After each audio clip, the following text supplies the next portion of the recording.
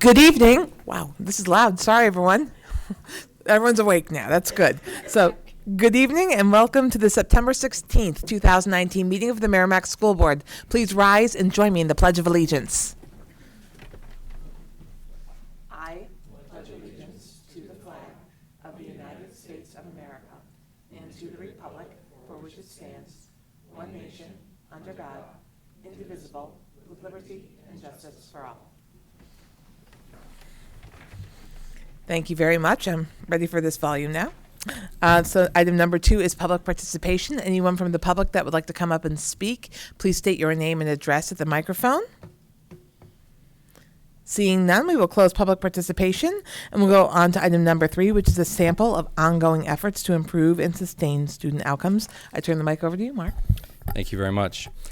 So we've used the opportunity of school board meetings for a long time, and we are going to continue to do it to talk to the board and then the community about the variety of things that the district continues to try to do to ensure student outcomes, good student outcomes, effective student outcomes that support both student learning and student understanding, students' social emotional wellness, all of the things that are part of a student achieving a good outcome.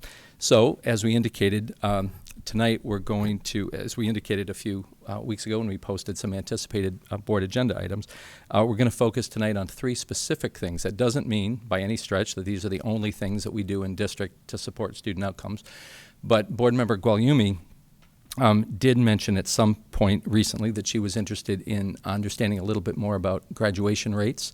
And so we're going to have an opportunity to talk about graduation rates with Mrs. Putney as relates to student outcomes. It was also asked at the previous board meeting, after John had described our Universal Design for Learning efforts, that the board periodically be informed about efforts about UDL, so that it, meaning the board, could stay on top of it, understand it, continue to get a sense of what it is we're trying to do in the district. And so tonight, I'm delighted to have Nicole Diggins and James Costa here from Merrimack Middle School, who will talk about Universal Design for Learning in practice as it has begun. We don't mean to present to the board that any part of this is perfect, as I think you've heard many, many times before. Everything that we do in district is about trying to get better, and part of trying to get better is that sometimes you're not awesome at first, but giving it a try and working through is what I think we can expect, and these 2 folks are great examples of that. And then finally, now that we are able more readily to speak about homework in Merrimack School District since litigation has passed, I will take an opportunity to once again provide a context for the role of homework in Merrimack as relates to student outcomes. And so with that, that's just the context, but I would invite Nicole Diggins, the Language Arts Coordinator at Merrimack Middle School, and James Costa, Language Arts Teacher at Merrimack Middle School, to talk about their experience with Universal Design for Learning in practice at the middle school. Welcome.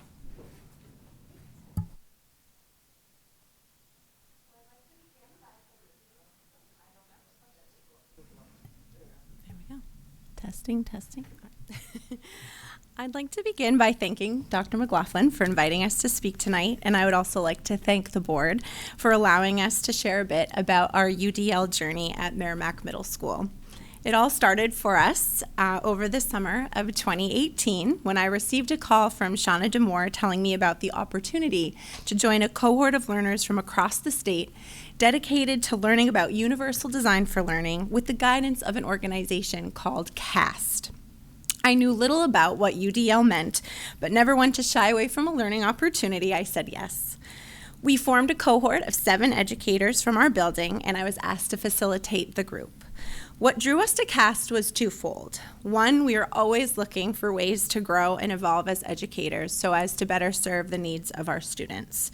And because we recognize UDL as a means to strengthen our Tier 1 instruction in order to minimize the need for intervention and reteaching, UDL seemed like a really good fit.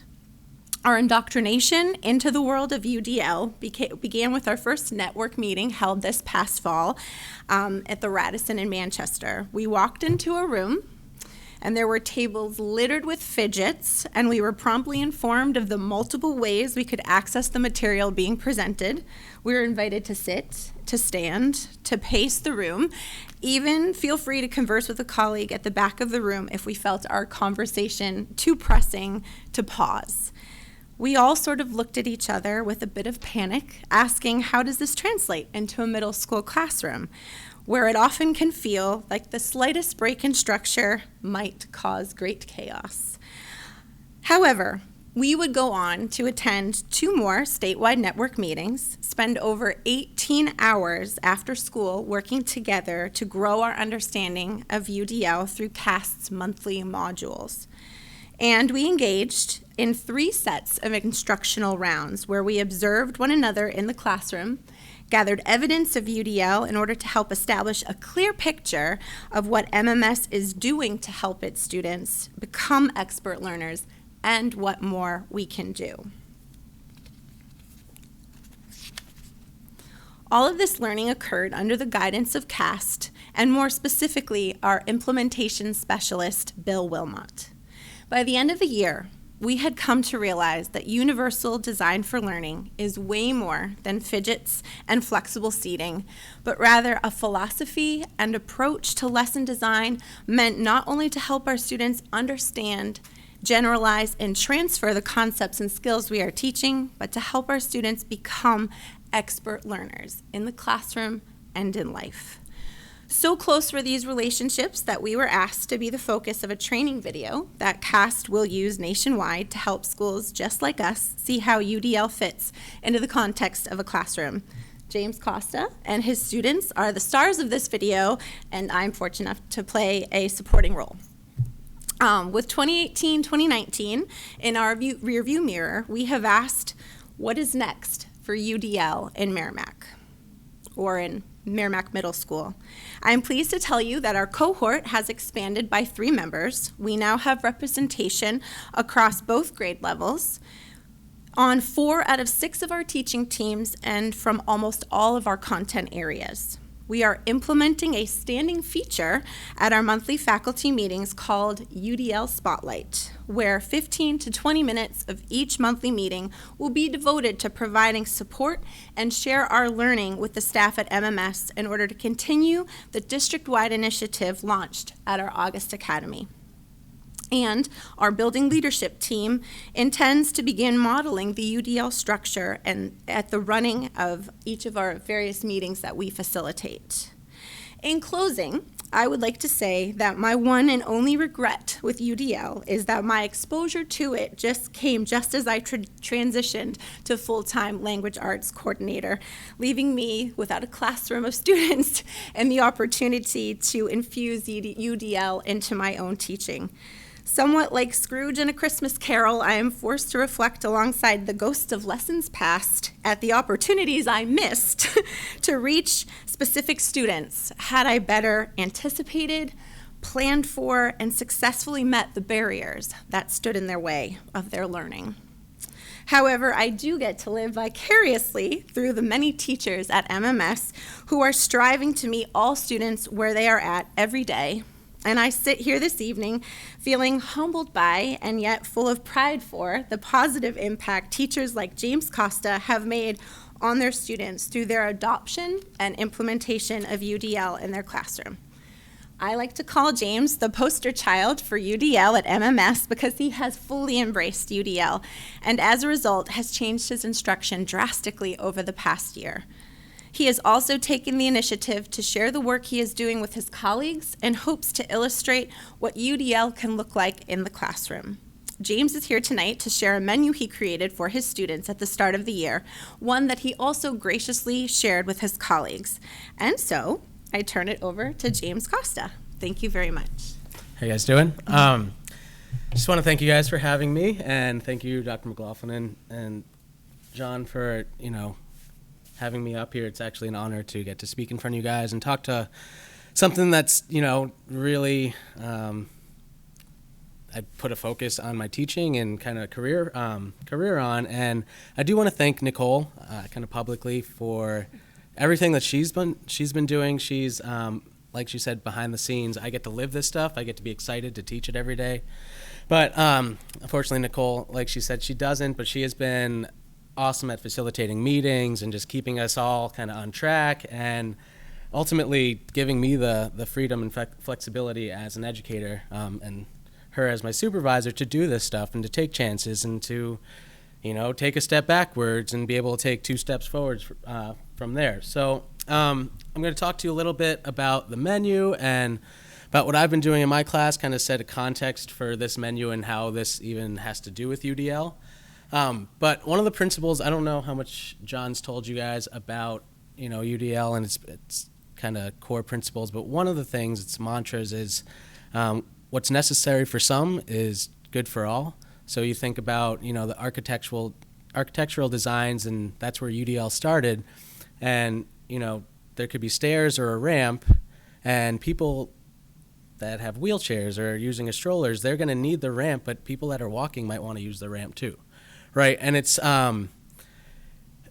by giving these options and offering this flexibility, it's allowing kids to access the curriculum a little bit better.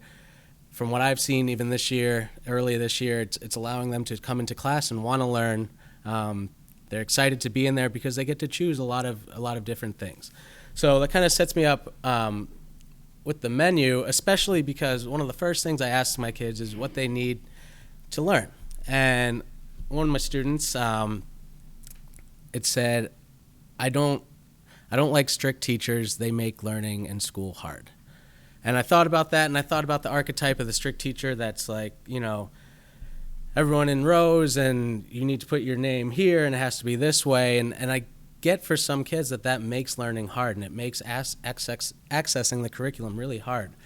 And teachers shouldn't be there to make things harder. They should make learning easier, and they should create different avenues for someone to learn. So I started last year with the UDL meetings. I kind of thought I knew what I was doing and kind of wanted to jump in. We had these instructional rounds where I, wanted to get feedback on my teaching, and I was offering these options, and I was like, yeah, you can sit wherever you want, and there wasn't really any context, and I didn't really know what it was all for until the second meeting, when it was really drilled home to me that what we're trying to do is create expert learners, and we're trying to create someone who can go off to high school and college and know what they need.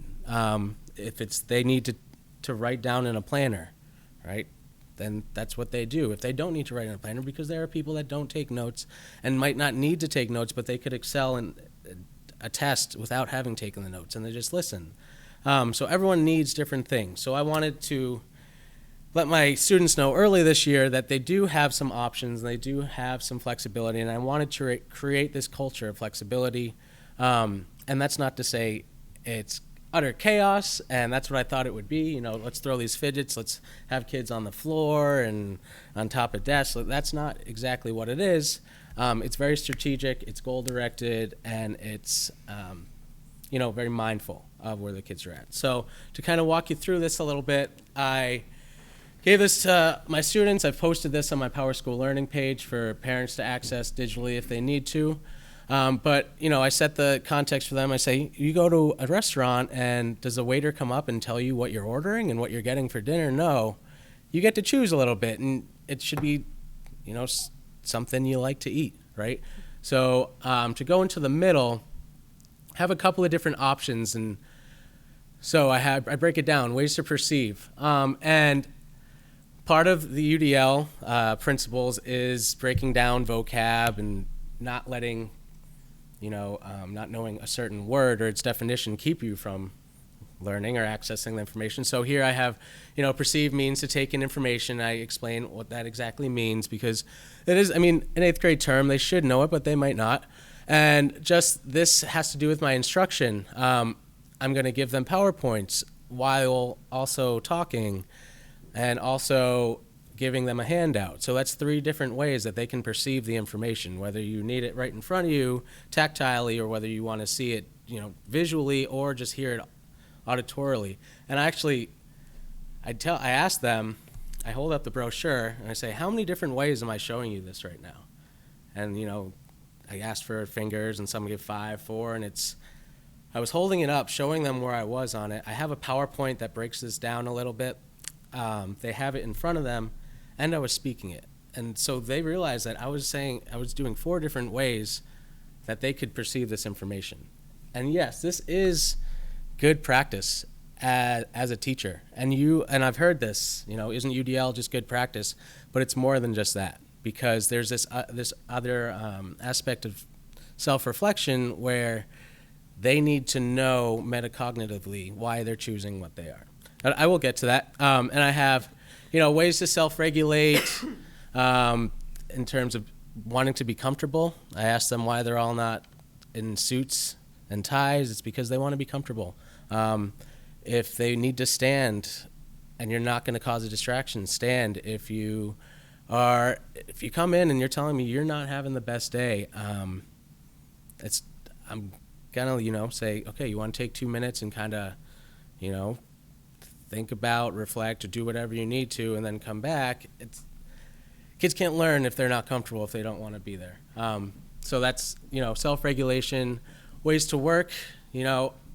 It's all about the goal of the lesson, and if the goal doesn't have to do with working exactly individually and independently, then why not offer them the ability to work with others, or a larger group, or a group with me.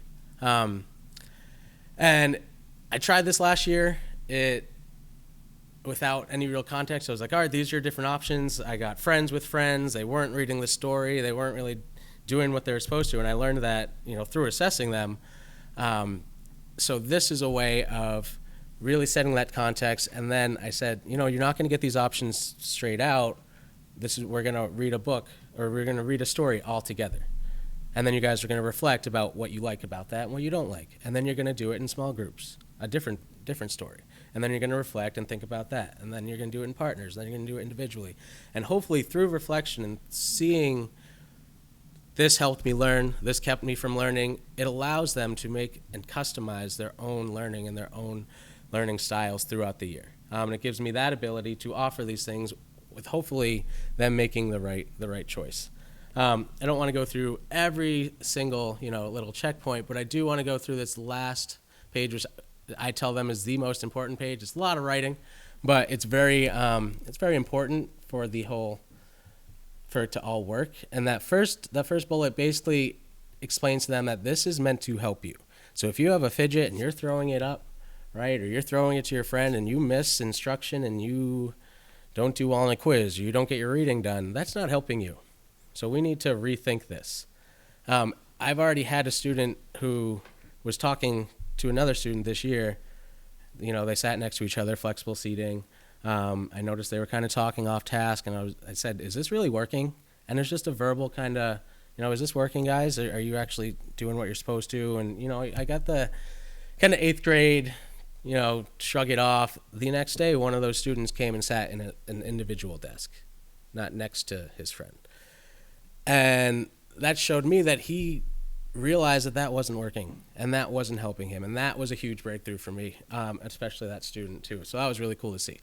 The second bullet talks about how I'm not always going to give all the options. And just because I gave you this menu doesn't mean, you always get to work with a partner, because we can't always work with a partner. It's effective sometimes, and small groups are effective, but it's not always going to happen. This next bullet comes from a shortcoming last year where I realized a lot of the students were just taking the easier way out, and they would choose just to write a short sentence on a worksheet and not, go and type a paragraph. And so I explained to them, what's easiest isn't always best, and taking the easy route out all the time is not going to help you.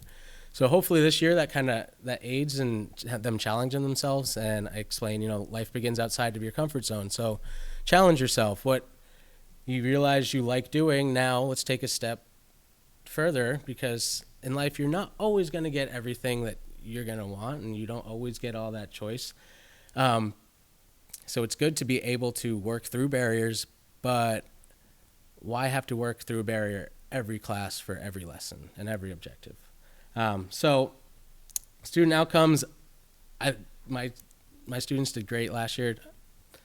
They were throwing all this stuff and not really sure what the context was, and I came out with, I thought, better learners, and that is the outcomes. What we're trying to do is create these expert learners who know how they learn and want to learn. And this year it is the first year that I've had, I'm not going to say ever, but most of the kids are excited to come into my class. And for language arts in 8th grade and all the reading that you have to do, that's a really cool thing to be seeing. So appreciate you guys letting me talk about it, and I hope it goes well. Thank you guys. Are there any questions from the board? Naomi? I can't resist just one, thank you. So there's one context that you have up there that really kind of fascinates me, and that is the word easy, and the way that it sounds like you're distinguishing between two kinds of easy. One that is that material gets easier, quote unquote, and the other that the ability to approach it becomes easier. Right. And I'd really love to hear just a little bit more on how you've refined your way of communicating that to the students, because it sounds like it's been a focus of yours. Yeah, it is a focus of mine. And again, this isn't perfect, and that's actually something I was looking through before, and I wish this wasn't disseminated so much already. But yeah, what's easiest isn't always best, and you see that, and then up here you say, if you feel it's too difficult for you, please, see me for possible options to make it easier. So yeah, they're not challenging yourself. And then I explained to them, accessing the information should be easy, but you performing the task is probably not going to be easy because you should be challenging yourselves. So, getting the information should be easy for you, right? Whether if you're better auditorily, then I want to provide that because that's easier for you. That doesn't mean the output and what you express should be easy, right? So yeah, thanks. No, that makes perfect sense. Thank you. Mark, on that? James said it beautifully, and it's such an important question that you raised that I just want to add my 2 cents, though I don't need to because he did really answer that. But one of the things that James talked about that I think is important is one of the key parts of UDL is trying to identify barriers so that they can be removed.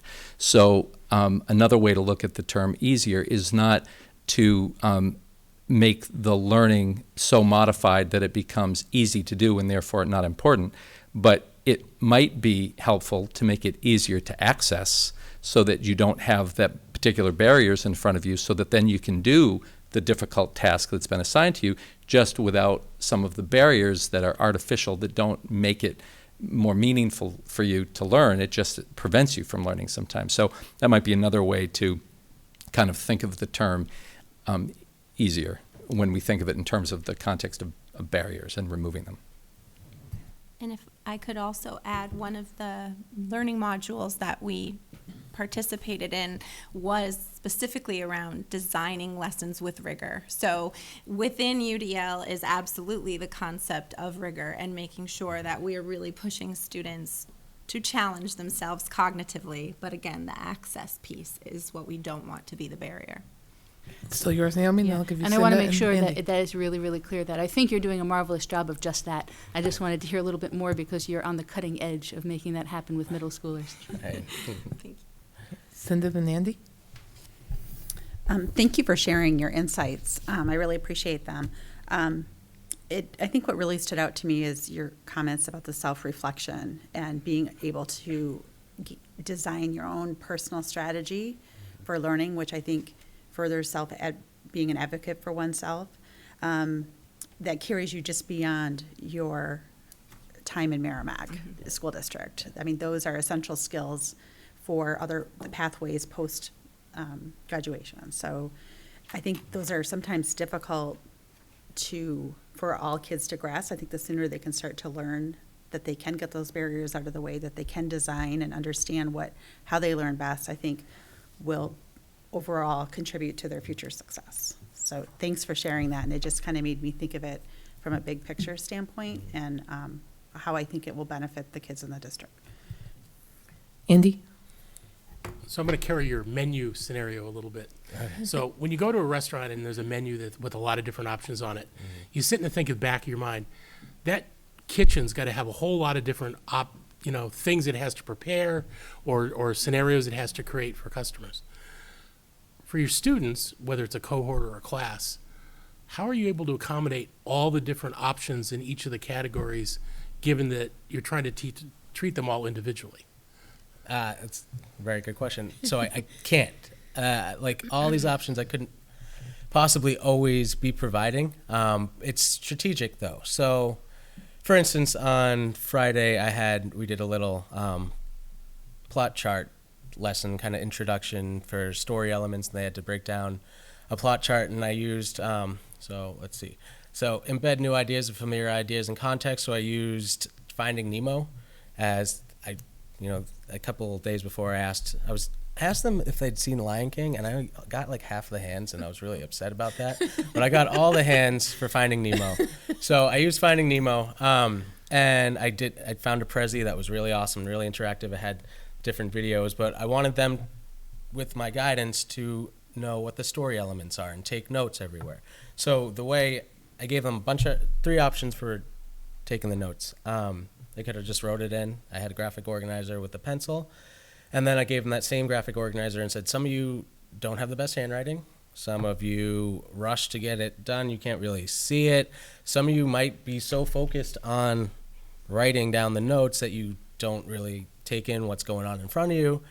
So I'm giving you the notes already done in like a Word document, and they could cut them out and paste them in as they saw fit. And that, keeps them busy a little bit while they're watching, for those people who need the other stimulation. And then the last option I said, and you know what, here's the graphic organizer, here are the notes already done. If you guys don't even want to cut them out, and you want to write them in later, or you want, I'm trusting that you will write them in, because notes don't help me, notes help you.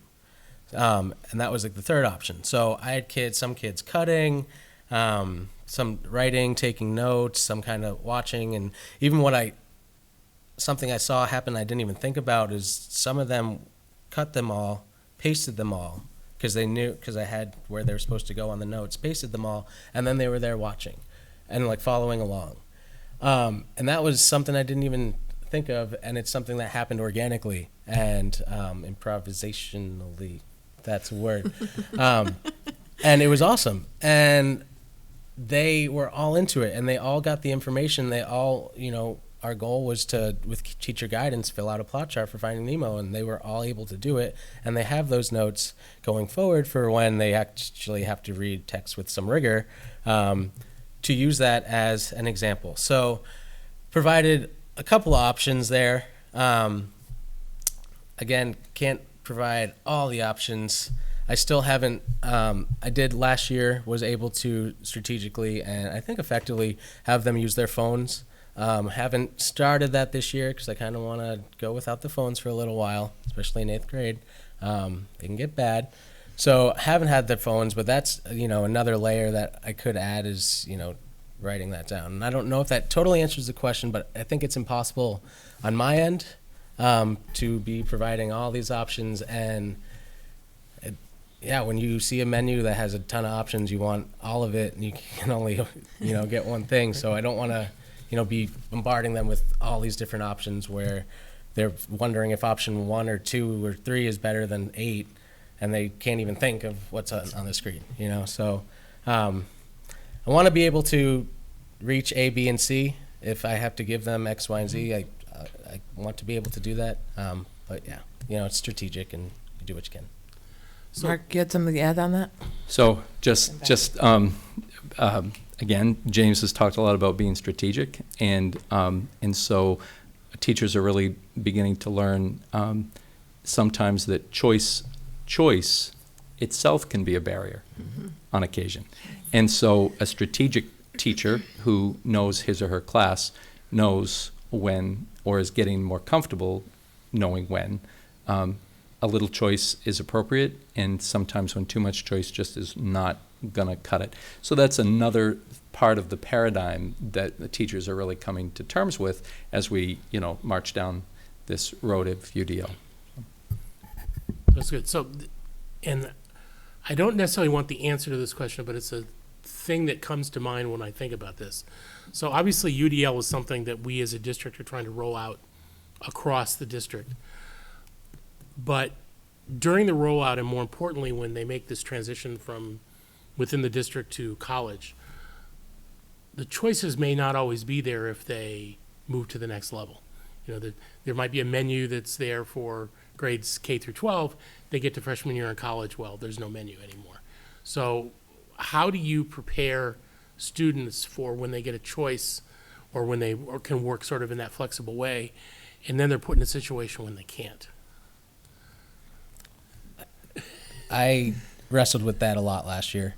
To be honest, I was like, we're doing this, we're being really flexible, but is it teaching rigidity in them by always getting their option they want, right? And I was like, why will we just keep them in the same box and never be able to grow out of it by just using the same strategies?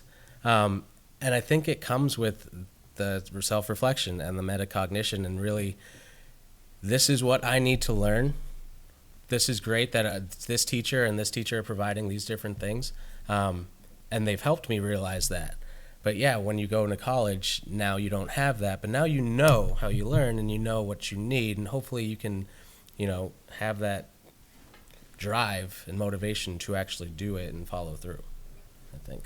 Okay, it's Naomi, and then back to Cinda, unless it's on that. It's on this. Okay, if you want, take it on.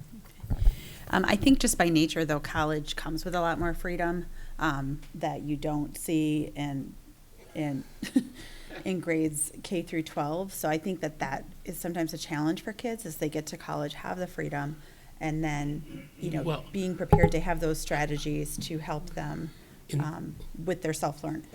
I'll just give you in some cases that's true, but when you go to your freshman calculus class and you have to take the test the same way because everybody does, some kids have struggled with that. So I don't know how to solve it. That's why I said there may not be an answer. It's just a challenge when you add flexibility and you're in a situation where maybe you don't. But I like your answer that it helps them in their mind to learn how they best work, and they can potentially adapt through that inner style into the way they have to deliver potentially. So. I mean, I think it helps foster them being strategic learners, strategic teaching, fostering strategic learners. That's how I see it anyways. And Naomi. And then we'll So you're go to starting Brandy. this amazing conversation going that we're taking in its own directions. Thank you. So my perspective on that piece, because I think, Andy, you've said something. Yeah, you're getting, it's an important aspect, and that is when UDL comes into play, making sure that certain skills in studying are still mastered. But for me, what you're talking about is, well, take a student who wears glasses, right? We wouldn't say, well, there will be times in life where you don't have your glasses, therefore go through school without glasses. We'll say you need glasses, but we may want to plan for times when you won't have them in future as well. And so I think your point is very well taken, that one does have to plan for the future. But at the same time, there's the mastery of the current material. And I think balancing that becomes the trick. Brandy? Mine is off topic. I'm wondering, some might question if the rollout of UDL modifies the amount of work that a teacher has to go through in order to teach with a menu of items.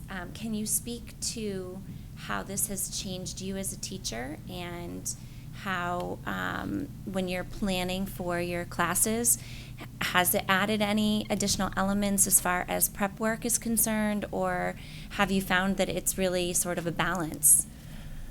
I have found that, there's a little added things that you have to do behind the scenes. Like I had to create that note sheet, and but for the most part, I'll be honest, it's something I didn't learn in college, I guess, or in grad school, and learning that I had to learn hard my first year was the idea that it's not, how do I want to say this?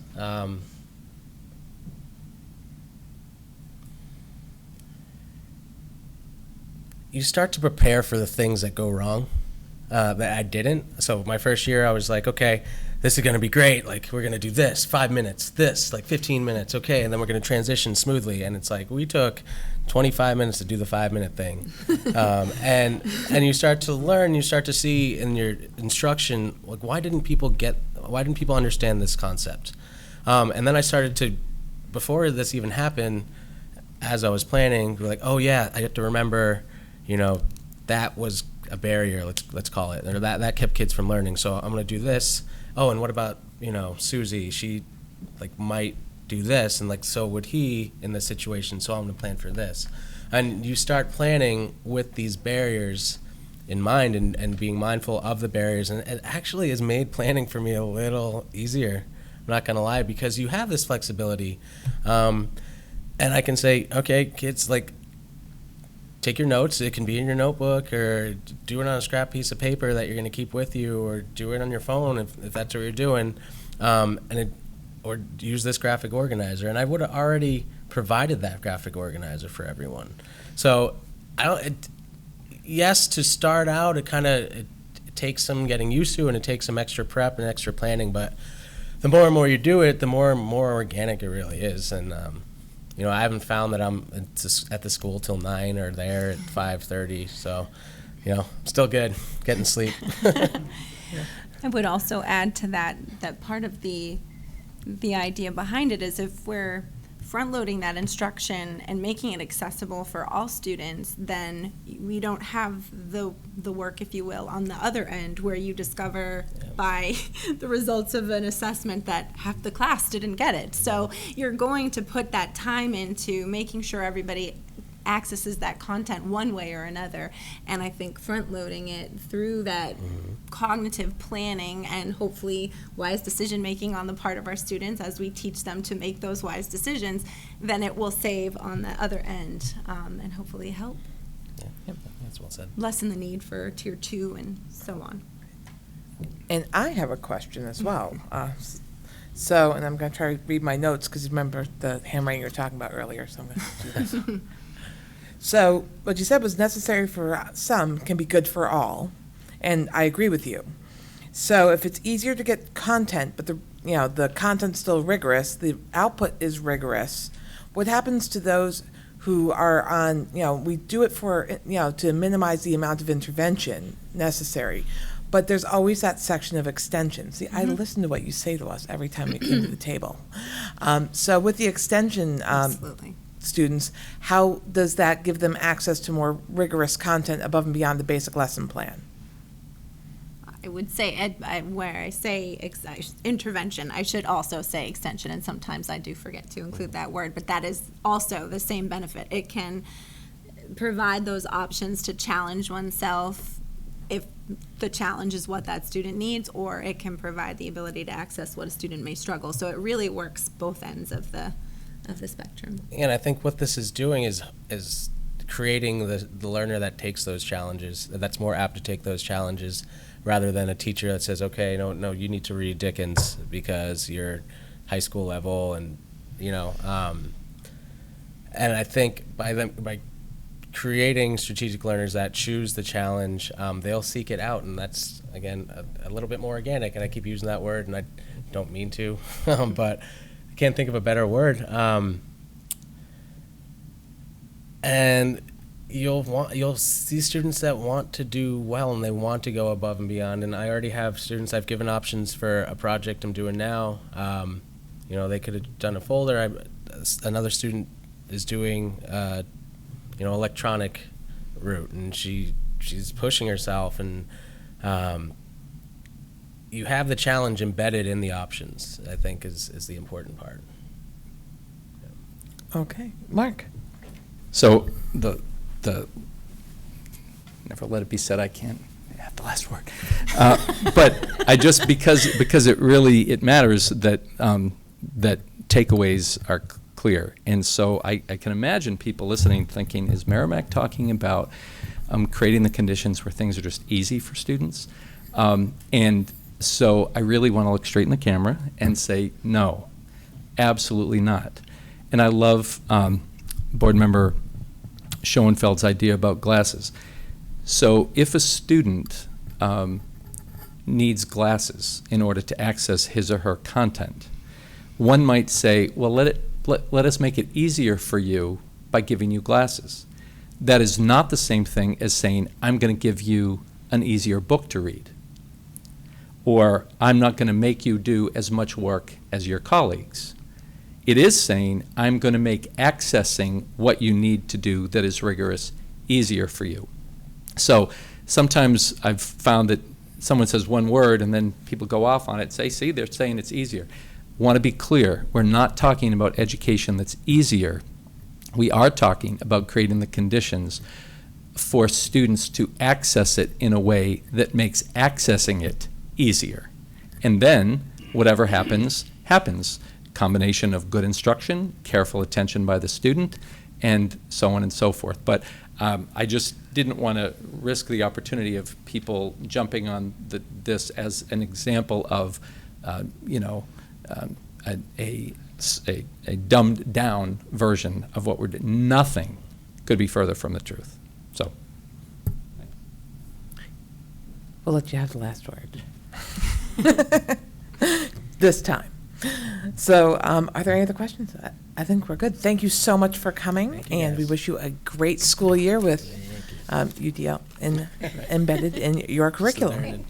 So thank you very much. So we're going to go on to item number 5, which is the high school graduation rates, and I invite to the table Principal Sharon Putney and team. Absolutely. We have Assistant Principals Rich Zampieri and Peter Bergeron joining as well. So thank you all for coming.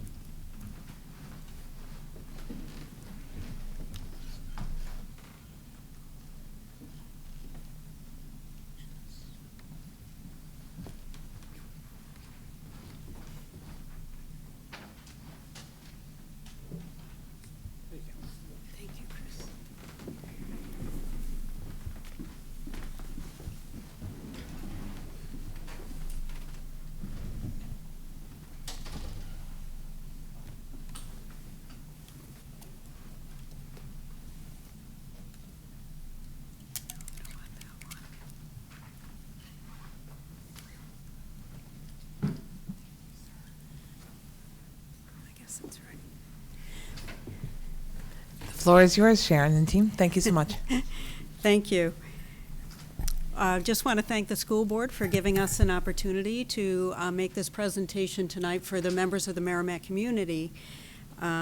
I can say myself that I really appreciated the opportunity to be able to dig a little bit deeper into this topic myself. I feel like I really learned a lot, and it has spurred on some really great conversations between the three of us and many other folks at the high school. So already just wanted to pass that along, just in appreciation for just bringing the topic up. The information that we have tonight is divided into 3 different sections. The first has to do with data, most of which we have from the New Hampshire Department of Education. We also have many retention efforts in place, and we're going to be talking about what those are in 3 different categories. And we have some future aspirations that we want to be able to outline tonight as well.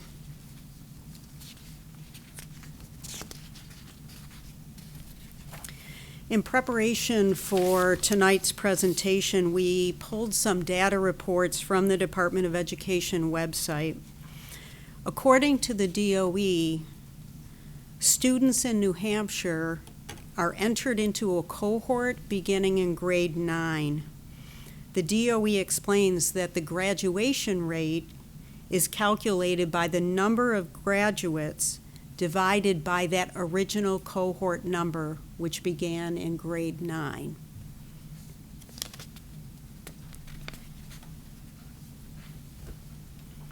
Here you will see the number of students in each cohort which began when those students entered again in grade 9. And so we go through several school years, 14-15, 337 students in the cohort, number of graduates, 303, with a graduation rate of 89.91%. And we have then the 15-16 school year, 330 students in the cohort beginning in grade 9, and then 291 graduates, which is a graduation rate of 88.18. And then in 16-17, 289 students with 251 graduates with 86.85% graduation rate. 17-18, we had 323 students in that 9th grade cohort that started, and 278 of those students graduating, which gave us a graduation rate of 86.07%. The data from last year on this chart, and you'll see it again on the next chart, it isn't available yet on the Department of Education website, so we didn't include that information there. The graduation rate only accounts for those students who graduate within that 4-year time frame with what they consider a regular high school diploma.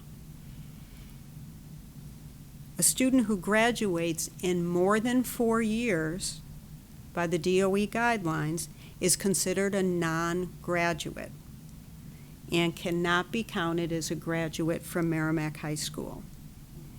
This means that students who maybe earned high set or because of their special needs, medical issues, family issues, social emotional issues and trauma, who graduated later than the scheduled time or with a modified diploma or a certificate of completion are not considered graduates because it is not within that 4-year time frame with that cohort, and it is not considered a regular high school diploma.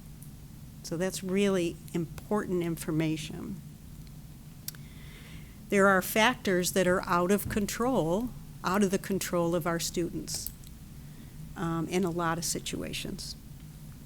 In order to have a graduation rate of 100% at Merrimack High School, that would mean that each student that started in 9th grade graduated 4 years later with a regular high school diploma.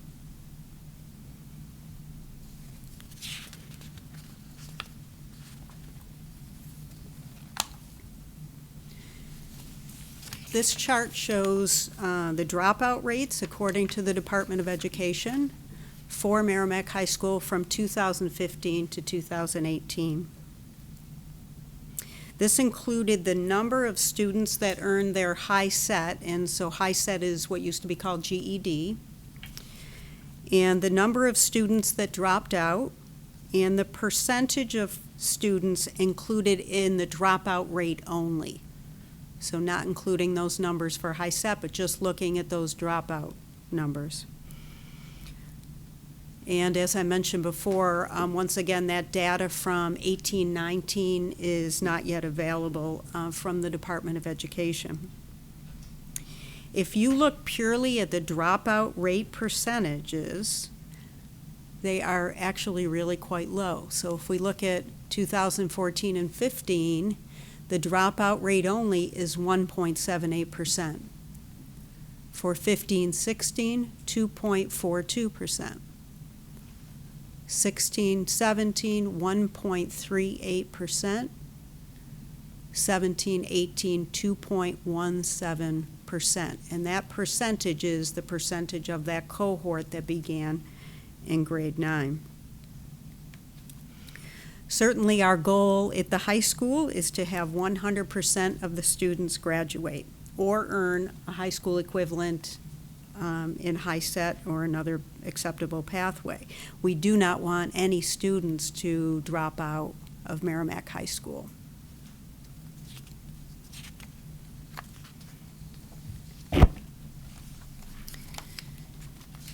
So what we did on this slide was just pulled that graduation rate off the first chart, and then took a look at those dropout rates, and again, the percentage of graduates minus the dropouts.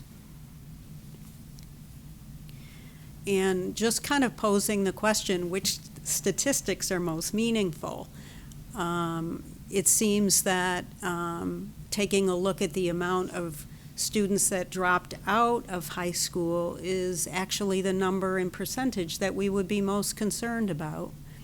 And those percentages are actually, 98.2% of the students in the cohort, finished high school at some point.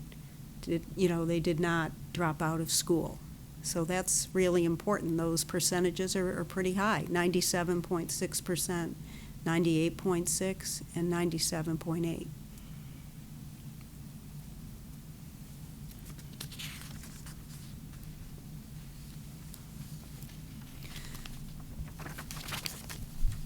What we took a look at is just all of the supports that are available for students in 3 different categories. This first one outlines all the retention efforts that have to do with transitioning students from the middle school to the high school. So these are things this isn't a wish list, these are things that are already in place, and these are things that we do at the high school to support students through that transition from middle school to high school. I think you heard recently about the 8.5 program in the summer for 8th grade students going into 9th grade. We have tours for identified students. Some students take multiple tours of the high school so that they get to a point where they feel very comfortable. Some students actually call in late summer and want to come back one more time, and some of the administrators take those kids around again just to make sure that prior to the first day of school, everyone is feeling very comfortable. There are parent and student information nights that take place through guidance. Also, we have a lot of information that's given to parents and the students through, we do an activity fair, so they hear about athletics and activities that they might be interested in from the kids that are actually in those organizations or helping to run them. And we have a lot of information and kind of introductions for parents to the administration, to some of the department chairs, and then we have an opportunity for parents to actually go and talk to those individuals in just a one-on-one basis after kind of a general introduction. And that kind of allows parents who might have some specific questions to be able to ask those questions of a guidance counselor, an administrator, or a department chair. We also have, in the last couple of years, had a lot of placement improvements. And what that means is that there are department chairs from the high school go down to the middle school, and they're working with middle school administration to try to look at the most recent testing and try to make sure that students are getting placed appropriately into their high school courses. We have extended school year program for identified students who are in school for the summer. We have Freshman Adventure, which is the homeroom, which I mentioned down later, homeroom and advisory. They have the same homeroom teacher for all 4 years. Joanna knows that, she's nodding. And Freshman Adventure is a way to kind of begin that relationship with 9th graders' homeroom teacher and the kids in homeroom. They do a lot of team building, it's outside, and it's kind of a way for everyone to kind of hit the ground running and get to know each other. And they carry along with that the guidance department through a freshman series. And they do talk about the difference between what a transcript looks like, what a report card looks like. They do a who's who in the school game with kids in the series so that they can figure out who that person is. They'll show a picture and see if the kids can identify who these people are in the building so that they know who their resources are. Also information about how they can access counseling services and other resources. We have a Freshman Challenge Day for grade 9 students, and that helps to teach ninth graders about the fact that, you know, they should be accepting each other for their differences, and also how to support each other. I think it's a huge help for ninth graders to see that they're not alone in some things they might be going through their teen years, to know that there are other people that have gone through the same kinds of things, and they figure out how to support each other. Grade 9 students have access to skill centers. They've put particular emphasis on grade 9 so that students who have, and this is all students, can access skill centers to help them with any difficulty they might be having with a challenge in an academic core subject. Homeroom advisories. The other thing they do is a lot of group activities in homeroom that would be done throughout the school. And that's all just kind of, I particularly like the rock, paper, scissors competitions that we have every year. And it just helps people in a fun way to kind of have some fun competition. We have a Success in School program, and that is for students in grade 9. It's skill building and trying to get those kids ready and give them a smooth transition from 8th grade into 9th grade. So all of these things I just mentioned are all things that are currently in place as supports and assists in the transition from middle school to high school. And these are retention efforts. That's the reason that a lot of these kids are so successful in high school, is because this just starts immediately in their transition to the high school. There are also retention efforts that are currently in place throughout a student's high school career. So these efforts, a lot of them I have listed up there. We have a lot of special programs that meet students' needs in the learning support department. We have a PASS program for students with emotional disabilities and challenges. We have a Bridges 1 and 2 program for students on the autism spectrum. We have a Get Set program for students with cognitive, who are complex cognitively or medically. And we have, as I mentioned, the Success in School program.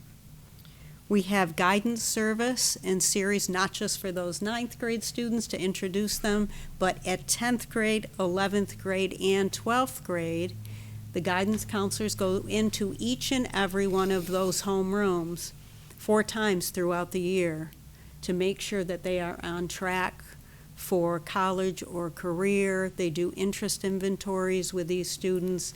They introduce them to Naviance so that they can make sure that they're, if they're college bound, that they're thinking about their future and getting their, whether it's the Common App or doing research on salaries and whatever it is. They try to meet the individual needs of those students in their homerooms. We also started last year a student support team, and that team meets once a week on Tuesdays, and we have the administration involved in that. We have some people that come kind of in and out of that team. Sometimes we'll have our resource officer, school psychologist, 504 coordinator. We also have guidance counselors who are involved in that team. And what we do is we look at data around students that might be at risk and struggling so that we can figure out how we wrap around students. So that's something you maybe hear more at the elementary school, that we talk about wrapping around in a team approach, but we do it all the time at the high school. And that is to try to figure out what the student is struggling with and what team is best to be able to support that student. So that's really exciting that we're actually having those conversations and hopefully really making a difference for those students that we're trying to focus on that are most at risk. We have credit recovery, evening academy, summer school. I know that there was, I think recently, a presentation for the school board about credit recovery, and there were some questions about cost. And what we have found at the high school is when the kids have to pay some money, that there's an increased investment in wanting to do the work and kind of sticking with it and showing up more consistently. At the same time, I sign quite a few waivers each year for students that can't afford to have access to that. So we make sure that no one is denied access to that on account of financial hardship. But what we have found too is those that do pay something are more committed to it. We also have just a myriad of clubs and activities and athletic opportunities. These are all things that for a lot of kids, that's the reason they come to school, or that's the reason they're excited about after school, being part of a team and being part of a club. There are so many clubs in the high school, and kids Pete always is talking to kids about, starting up another club because they have an interest in something. If they can come with an advisor, or we can help them get an advisor and they have an interest, we're happy to start a new club at any time. Also, that homeroom advisory, again, just helps people to build connections. We're really excited about one of the first things that we're doing in homeroom advisory this year has to do with the pumpkins. We do the pumpkin decorating every year. But this year, the students in the garden club planted the pumpkins. So we have a huge pumpkin patch. So we're going to be able to use those pumpkins for the fall homeroom activity. And it's really something to see. It's great. We also have a mental health team.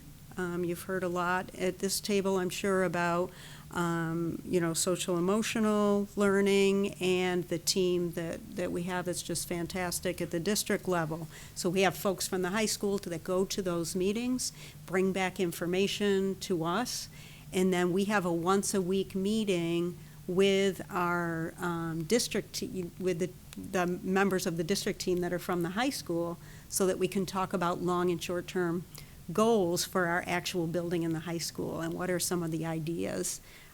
You might remember hearing about the Chaos to Kindness project last year. Well, that was a result of this team meeting and trying to do something that would have an impact on the whole school building. We also, those skill centers that we talked about for grade 9 exist for all students in the school that might be struggling in a content area. And one thing I tried to do last year was have some individual meetings with at-risk students in the building. And some would happen to be down in the office, or some I would just see in the hallways. And I just had some really, really rich and interesting conversations with those students about what their needs are, and maybe, what does the perfect school look like to them, and what is their education, what are their future goals, and just talking about, pets at home, and just really, really enjoyed talking to these students about things that were important to them. And that really, that had an impact on me for sure, in thinking about what some of our future goals will be. So again, in this category, these are the retention efforts currently in place for all grades. So we talked about the transition from middle school to high school. Now we just talked about those retention efforts that are in place throughout the 4 years. And now we will talk about retention efforts currently in place as students transition from Merrimack High School to post-Merrimack High School. So the senior series, again, the guidance counselors go into all of the senior homerooms 4 times. talk about where are you is kind of their theme for some of it. Where are you in your college or career choice? Looking still at Naviance, looking still at those interest inventories. Students who take a class called post-secondary, by the time those students finish that post-secondary class, they leave there with a plan for their future and what they're going to be doing step by step, because these are students that require those supports to be able to figure out what to do next. We have transition personnel in the high school that assist students.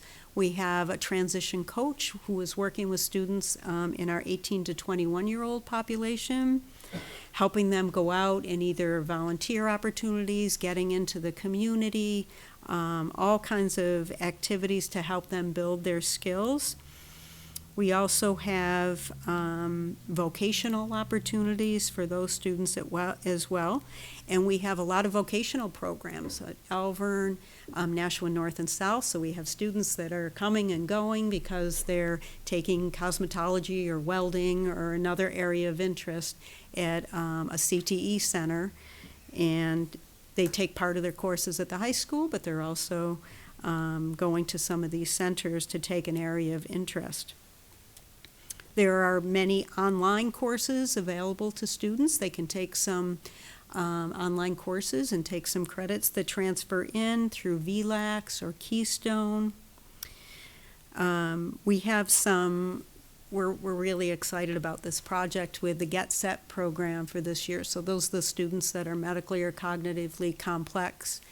And we changed over our school supplies, so for staff members who need office supplies. We have the teachers now, as of a couple weeks ago, they go in and put their order in online, as if they were online shopping, and then we have the students and their supervisors helping to fill those orders, and they're delivering all those supplies all over the building to different staff members. And so it's giving those kids an authentic work experience while they're still in high school. So the kids have different tasks. Some of them just deliver the order sheet. Some of them actually push the carts and are getting to know their way around the building. Some others are learning how to greet a customer and to be able to speak to them. So that's just a few. There's many, many skills that these students are learning to help them transition from the high school into post-high school. And we also have college credit through advanced placement courses, Running Start, other programs like that. So these are those transitional retention efforts in place to help students get from high school to post-Merrimack High School. And that's our third category on that. And just thinking about some of our future aspirations. So Shannon was at our opening August Academy, and they talk about what's next. Merrimack was kind of a theme. And when we're thinking about what's next for our high school, we have an idea of the possibility of having something called a Futures Lab, where we could have students who might be taking online courses, might be taking some classes at the high school, but would respond to maybe a smaller classroom setting. Maybe having those students have a place to go in the high school that's a Futures Lab with a computer and someone there to offer them support, either academically or also to provide just support, counseling support, to try to assist those students in just retaining and staying in school and eventually, graduating and earning their high school diploma. So that's something that we've talked about, and we're hoping that at some point in the future we'll be able to have a Futures Lab at Merrimack High School. And I like that it would be called a Futures Lab because it's kind of seen as, the way for kids to be able to get to their own future and to build their own future. Might not look the same for every student in that room, but it would be a pathway for each of those students to be able to graduate and earn a high school diploma. So at this point, if you have any questions, I've been doing a lot of talking. But if there's any questions that any of the three of us can answer, we would be happy to do that. So I'm seeing the lines. We're going to start with Brandy, Naomi. I think everyone has their hand up. So we're going to just start at the end and work our way up.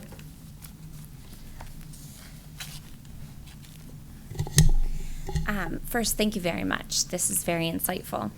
I want to go back to the number of students in a cohort versus the number of graduates. And on that slide, our graduation rates are 89.91% for 14-15. No. Yeah, we're going. This one? Yes, that Okay. one. Yep. So I have several questions, so I apologize. But I'm wondering, when we have 337, let's say we'll start with 14-15. In ninth grade, we have 337 students. If a student chooses to leave in their sophomore or junior year and 5 other students come in, are we really only focused on that number 337, and is it tied to a name, or is it just a number? So that cohort number does get adjusted because we have to do a monthly report that comes from our guidance office and then through central office, and it's a report that goes to the Department of Education noting how many students are moving in and how many students have moved out. So they do adjust that cohort rate based on moves in and out. Okay.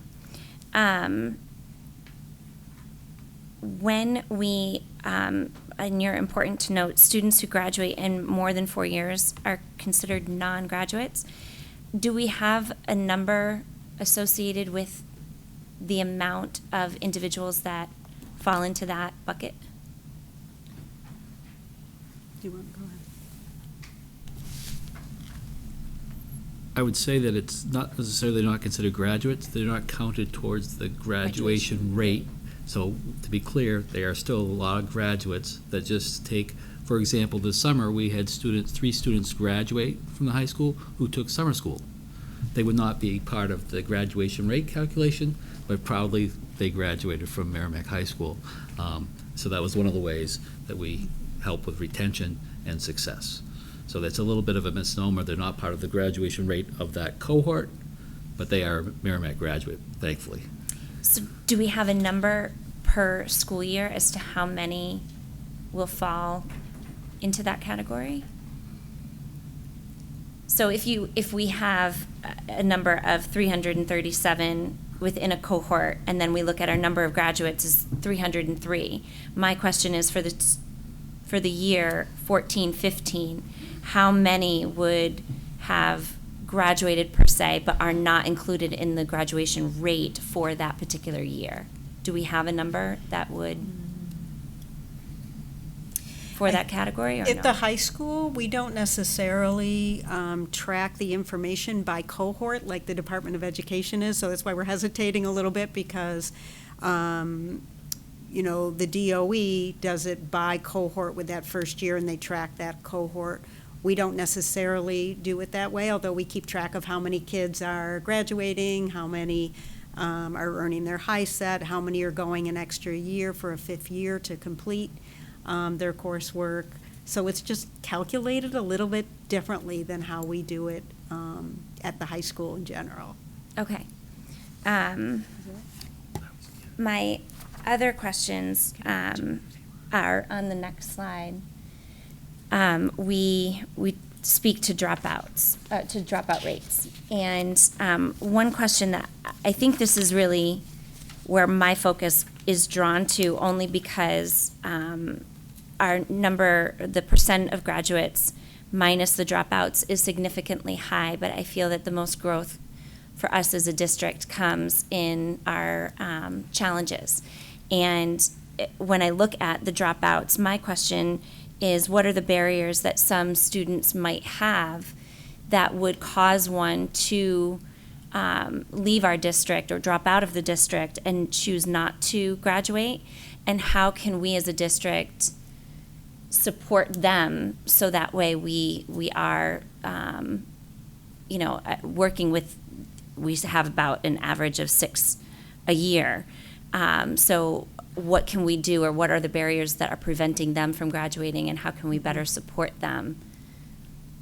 That's not even a question that we necessarily need to answer today, but it's something that I would definitely want to put a focus on as to, that small margin of individuals, and while we're talking about UDL and, all of it sort of applies to this same concept of wanting to minimize barriers, and where we have some that would choose to drop out, I would want to see what we can do to minimize those barriers. Yeah, so I can address it in a little bit, in that, I'm thinking about last year that a couple of students didn't go through all the way through Merrimack schools, but came in the beginning of their senior year and didn't necessarily attend any classes and then moved out or left.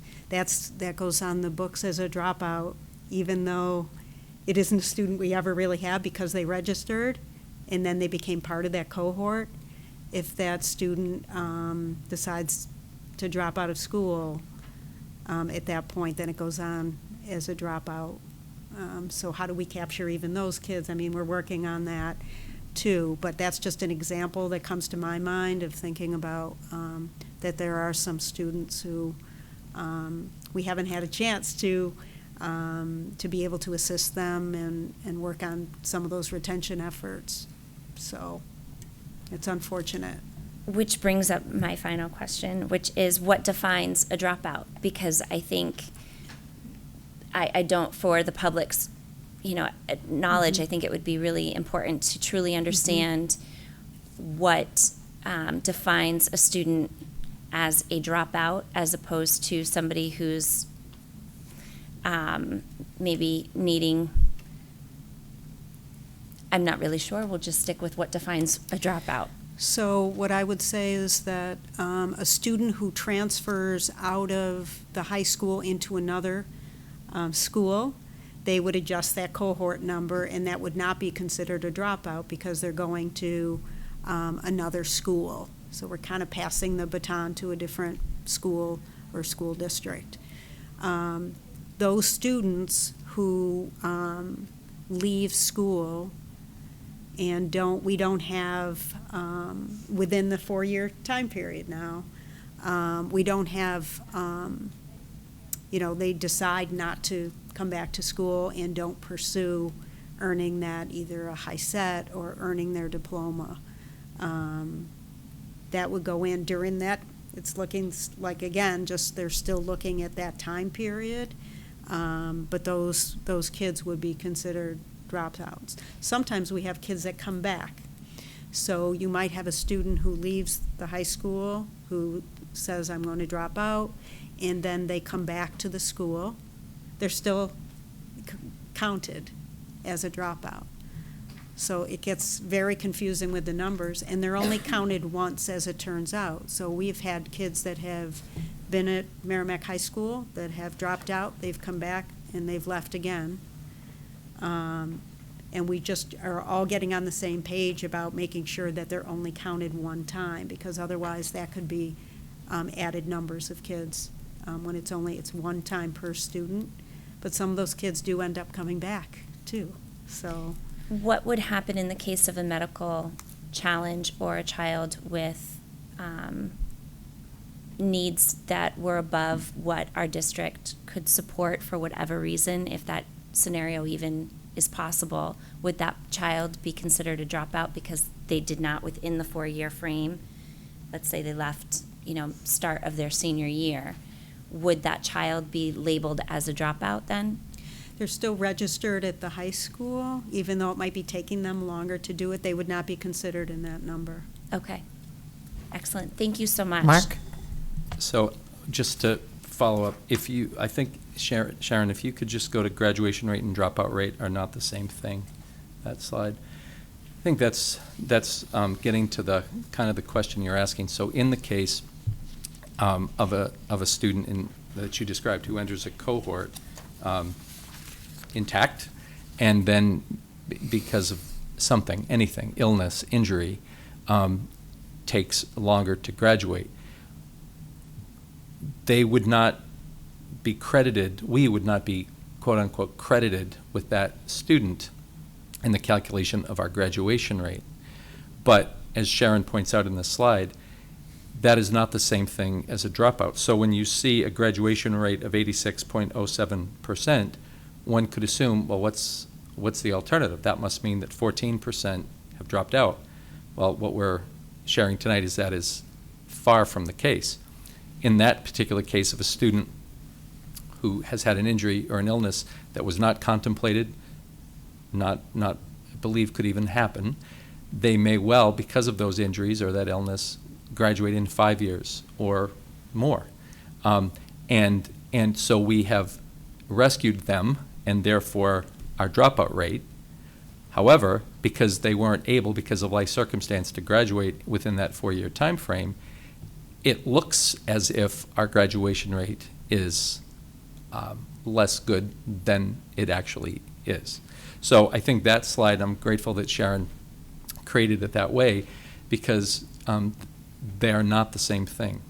So again, I just want, because it's easy to look at numbers and say, well, I know what that must mean.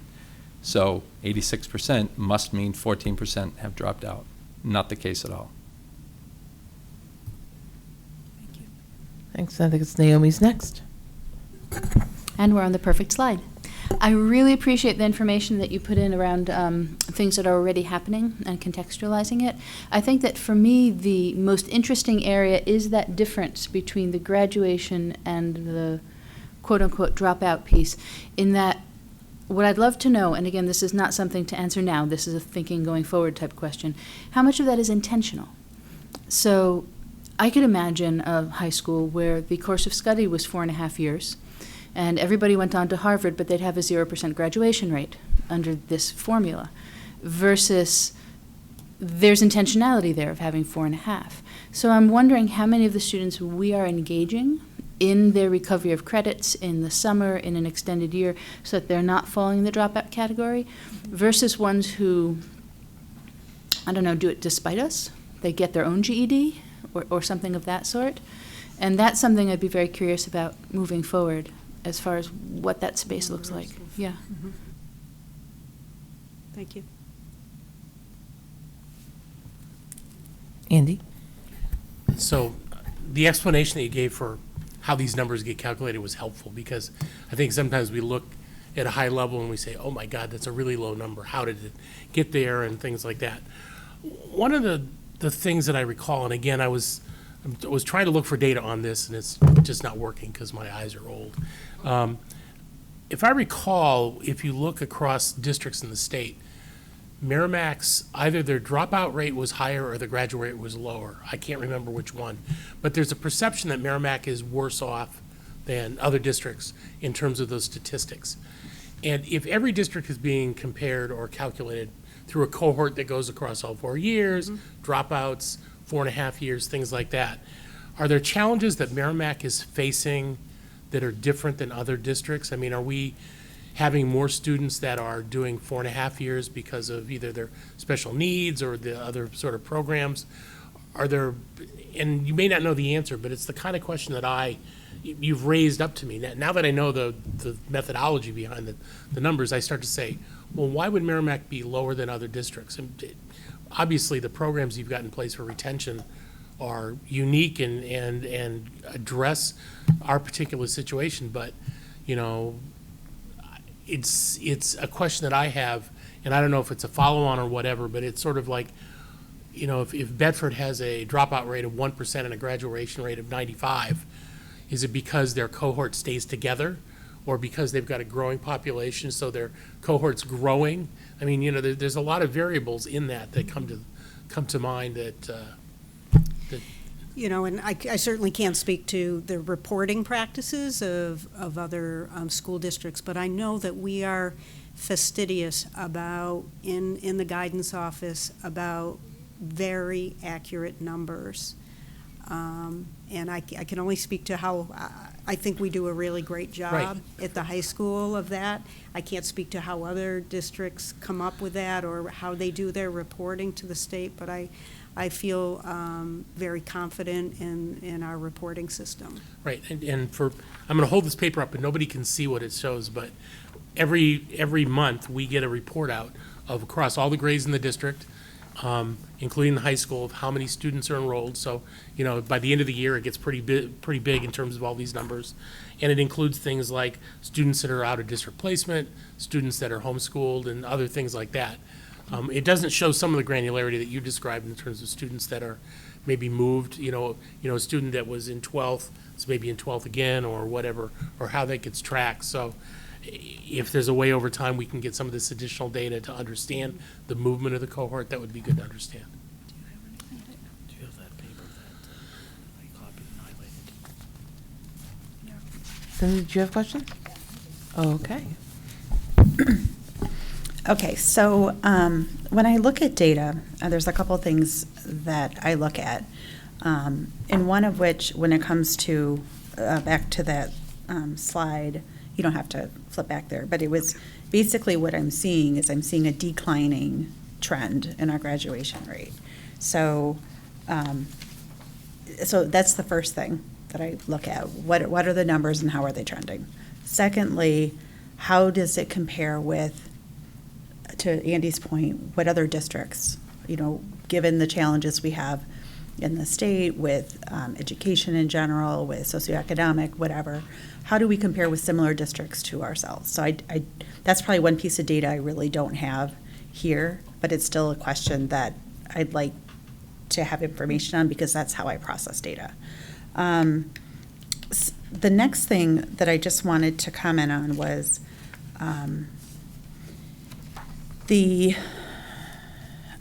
it's very similar to Brandy's point, which is a definition. So the way I see it is we have a cohort, and at some point within that cohort, we have a subset of at-risk kids.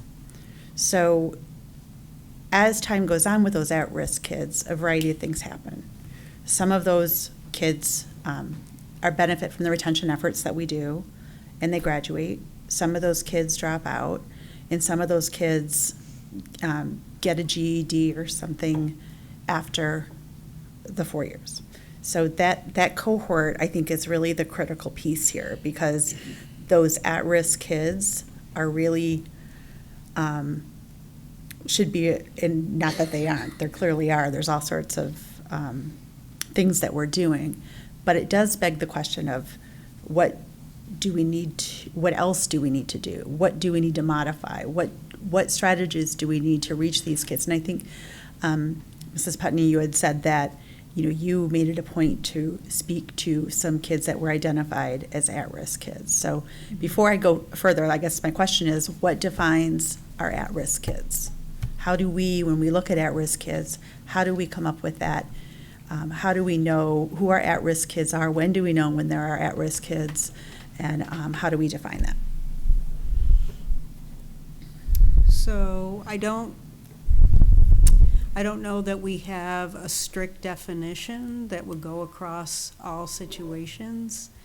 I would say that there are some kids that are failing multiple classes, so it would fall more academically. We have some kids that have experienced trauma that are having trouble even, you know, getting to school and going through their day. We have some kids that maybe have moved a lot from one place to another, and they have tough, maybe, family situations. So I don't know if there's one single definition.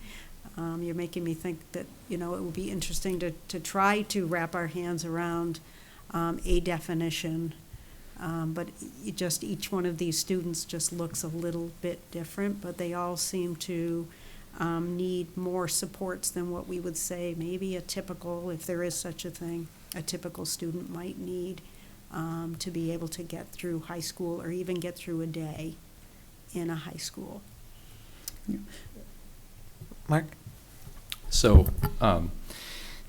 just to extend what Sharon was saying, there are times when a person appears healthy, and then there are processes in the body that are happening unbeknownst to anybody, and then something happens, and they have a heart attack, or they get diagnosed with some very serious illness. And it's sometimes possible to find the symptom and to be able to diagnose based on a symptom.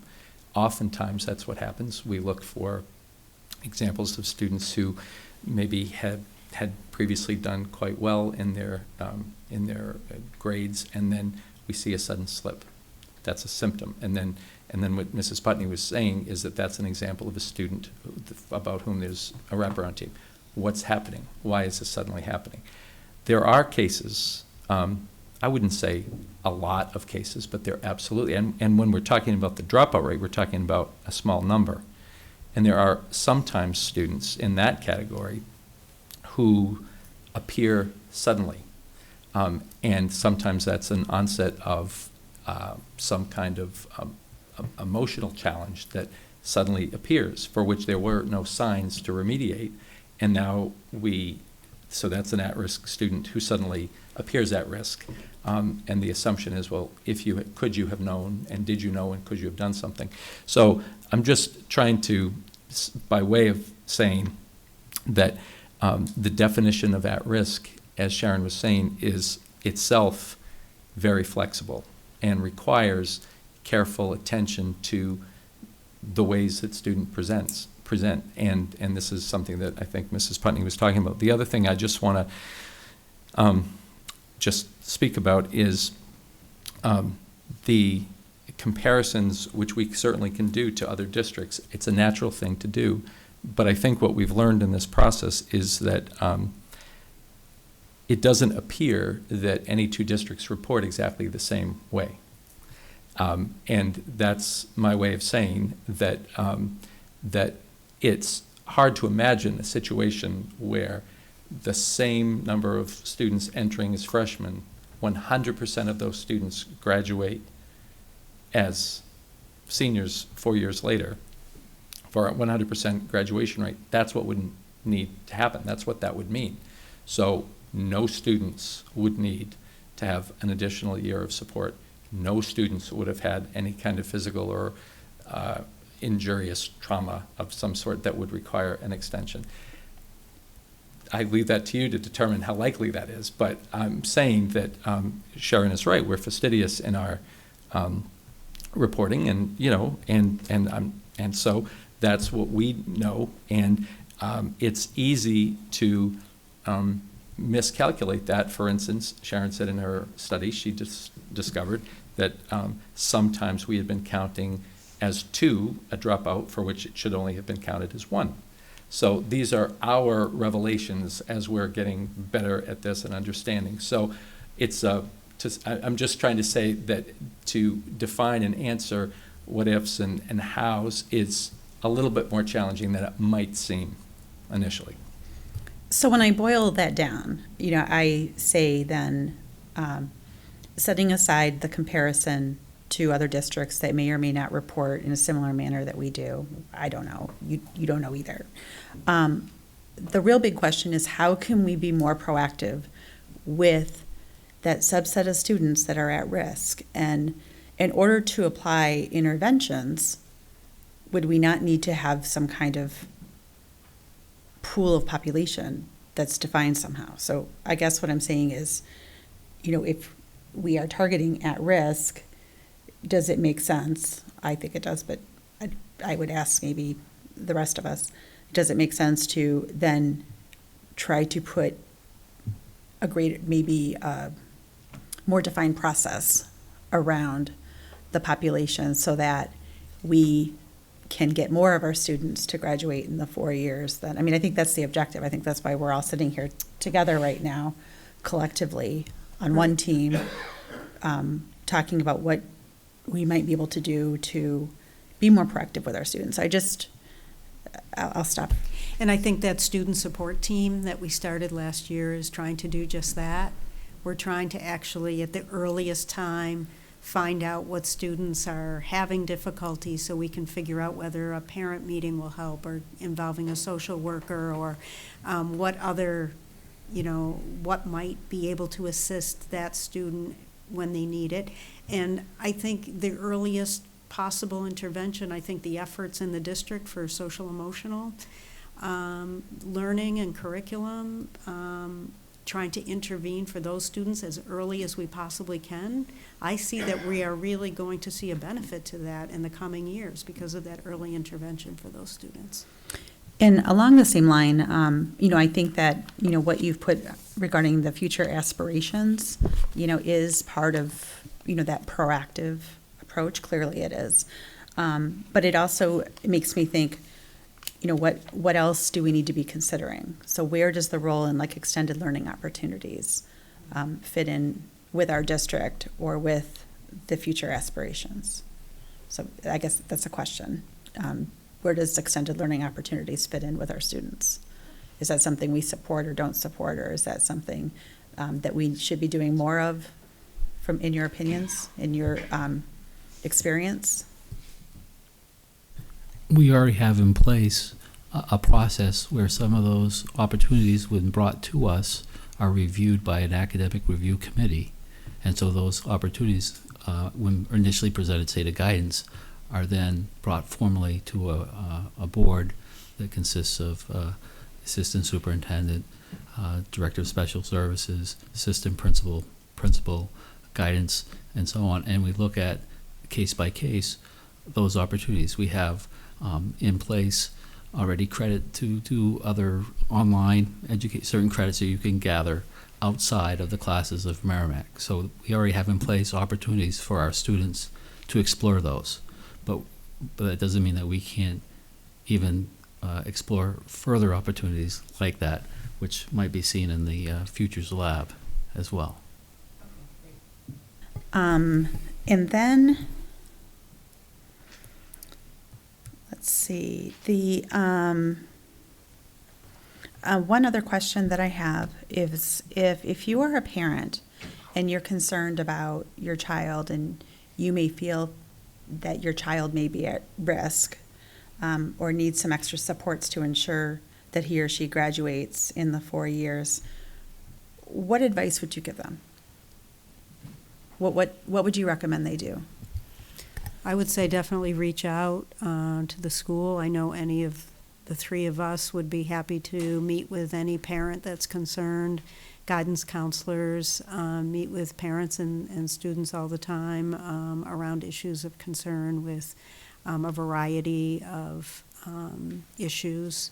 But definitely reach out. I think the earlier the better. If a parent might be seeing a change in behavior or has a concern about their child finishing, the earlier we get those supports in, the better. So I would say, don't be afraid to reach out to any of us. Great, thank you. And I really do want to thank you for coming and talking about such an important subject. I think this is really a very, very important subject, and I would like to continue the conversation as we continue to monitor and hear about some of the opportunities that we have to really make a difference in our student population in this regard. And Johanna, I believe you had your hand up. And the volleyball team, I hope, had a good match. We lost, but it was a good game. It was a good game. And thanks for giving your best. So thank you for making it to tonight. If I could speak a little more to the support for at-risk teens, in my experience, I've seen several of my classmates drop out of school, and it was due to difficult family situations that caused them to have certain mental problems such as depression, anxiety, which I think are so prevalent in our society, they're almost undermined. So I would like to see some sort of mental health initiative in our school with a specific focus on helping kids who have those sort of issues at home, and I think that would help with the retention rates and supporting high schools. Thank you. Thank you very much. I know we're doing some stuff that we've been working on for a couple of years, and actually, was it K through 8, first 1 through 8? 1 through 8, we now have social emotional learning curriculum. So that way they can learn to better kind of navigate, stress in their life in the classroom and be able to be a good learner in sometimes a tough environment. So I know it's, not what we had for your graduating class for the younger years, but I think it's definitely an evolving area, and hopefully we'll see that in future classes where that will pay dividends when they do get to the high school. So it's a start. We're not, you can't be at the finish line at the beginning of the race, but it's definitely something I think we're working as this district, and you'll hear more about it in budgets, I'm sure, because curriculum was something we invested in for the first time this year. So we'll get to talk about how that's worked in our school. But I do appreciate that feedback, and you're right. We definitely hear about that kind of environment with our students. So, and just you on the ground, boots on the ground, as you would say, just seeing that as well, it's valuable input for us. Cinda. One other thing I wanted to mention, and that is if you see or identify some interventions or opportunities, things do cost money. So we are coming upon budget season, so if there are some thoughts as it relates to the future aspirations, as well as any other ideas that you have that will help in this regard, please do let us know. Thank you. And thank you for presenting such depth of data. I think, the number that is riding around town as fact is the left column in the slide that's still up there, which is the graduation rate. And that's not a story. That's not a complete story. That's one chapter. And I think that, student outcomes are, you will take every student and maximize their outcome with the resources that we have. And I think the right column tells that story better, knowing that you're always striving for better, and that middle column is where you're going to be looking to focus. So I do see, based on all the presentations we've gotten tonight, based on what the district is doing, the changes you're making in the school, just recognizing the change in dynamic, I do see those numbers ever improving. Perfection is something you strive for and never, in an imperfect world, never stop striving. So on that note, we do appreciate your efforts, and thank you. I know you have an early bell tomorrow morning. So Thank you. So thank you so much. Thank you. And we're on to item number 6, which is the role of homework in the Merrimack School District. So Mark is going to go into the rotating laptop pool. And the next item is the one, and we, while Mark is setting up, I just want to say we have 6 of our 8 state reps here and our state senator here who are all here for item number 7. We thank you for coming. This is an area that we'll be talking about a little later while Mark is setting up that's very important to us. And we thank you for coming out tonight. Cinda? I'm wondering if I might be able to make a suggestion. Sure. Does it make sense, since we've had, I know these folks have been waiting for a while, could we maybe move up their agenda item? Would you mind, Mark, if we did 6 and 7? Okay, so in the interest of our guests, we will switch item 6 and 7, and we will present item number 7. So again, the laptops are changing. Chris in the back room is like, I think this is why I only fill in. So thank you, Chris, and thanks, John. Thank you for doing that. No problem. And so at the table is our new Director of Student Services, Heather Barker, for your first presentation to our board. So welcome to the district, and thank you for coming.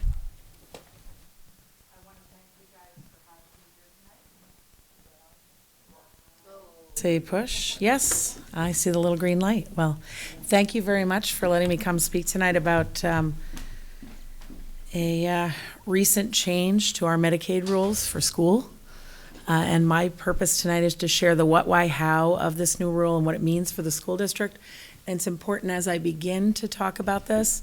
This is actually evolving even as we speak. So most schools across the state, directors, school board members, superintendent groups, school administrative groups are trying to grapple with what this means, along with our state reps and other groups that may not even know about this yet. So I want to thank you for the opportunity to talk about it. Historically, what is Medicaid to schools? Medicaid to schools is rooted in the reauthorization of the Education for All Handicapped Children Act from 1975. That was reauthorized as IDEA, the Individuals with Disabilities Education Act of 1990. And with that came Medicaid to schools, and that's an opportunity for students. So we're talking about children with disabilities having access to related services, medical services that are necessary for them in order to be educated in public schools. So historically, students would have received related services such as occupational therapy, physical therapy, speech and language services, orientation mobility, to name a few. It's a much longer list. Those would have happened medically outside of schools, and with that reauthorization in 1990, Medicaid allowed schools to access reimbursement for part of, not all of, but part of those services that students would now receive at schools. And they had actually been receiving them for the 15 years previous, but now schools could access a reimbursement component. So nursing, counseling, all of those things fall in that category for students with IEPs. The school received this portion of the cost for the required related services because in the IEP it's required, it's agreed upon, and therefore the school district must provide those services. And historically, those reimbursements have allowed schools, this is a very important piece of this, to offset the cost, which is a high cost, of those related services without having to use only regular education dollars. So that we've been able to use that by getting reimbursed for the Medicaid services in the schools, that portion. What has happened, the Department of Health and Human Services back in August, and this actually didn't come to the attention of stakeholder groups around the state till about a week after that, a memo came out with some guidelines. So back on August 27th, 2019, this rule went into effect, so it has already begun. So as of August 27th, all the way through February 24th of 2020, this department had issued an emergency rule, and the idea was to actually address some, not misunderstanding, but people not understanding how to address the expanded coverage, which is interesting. It taps into the SEL conversations that have been happening here a little bit tonight.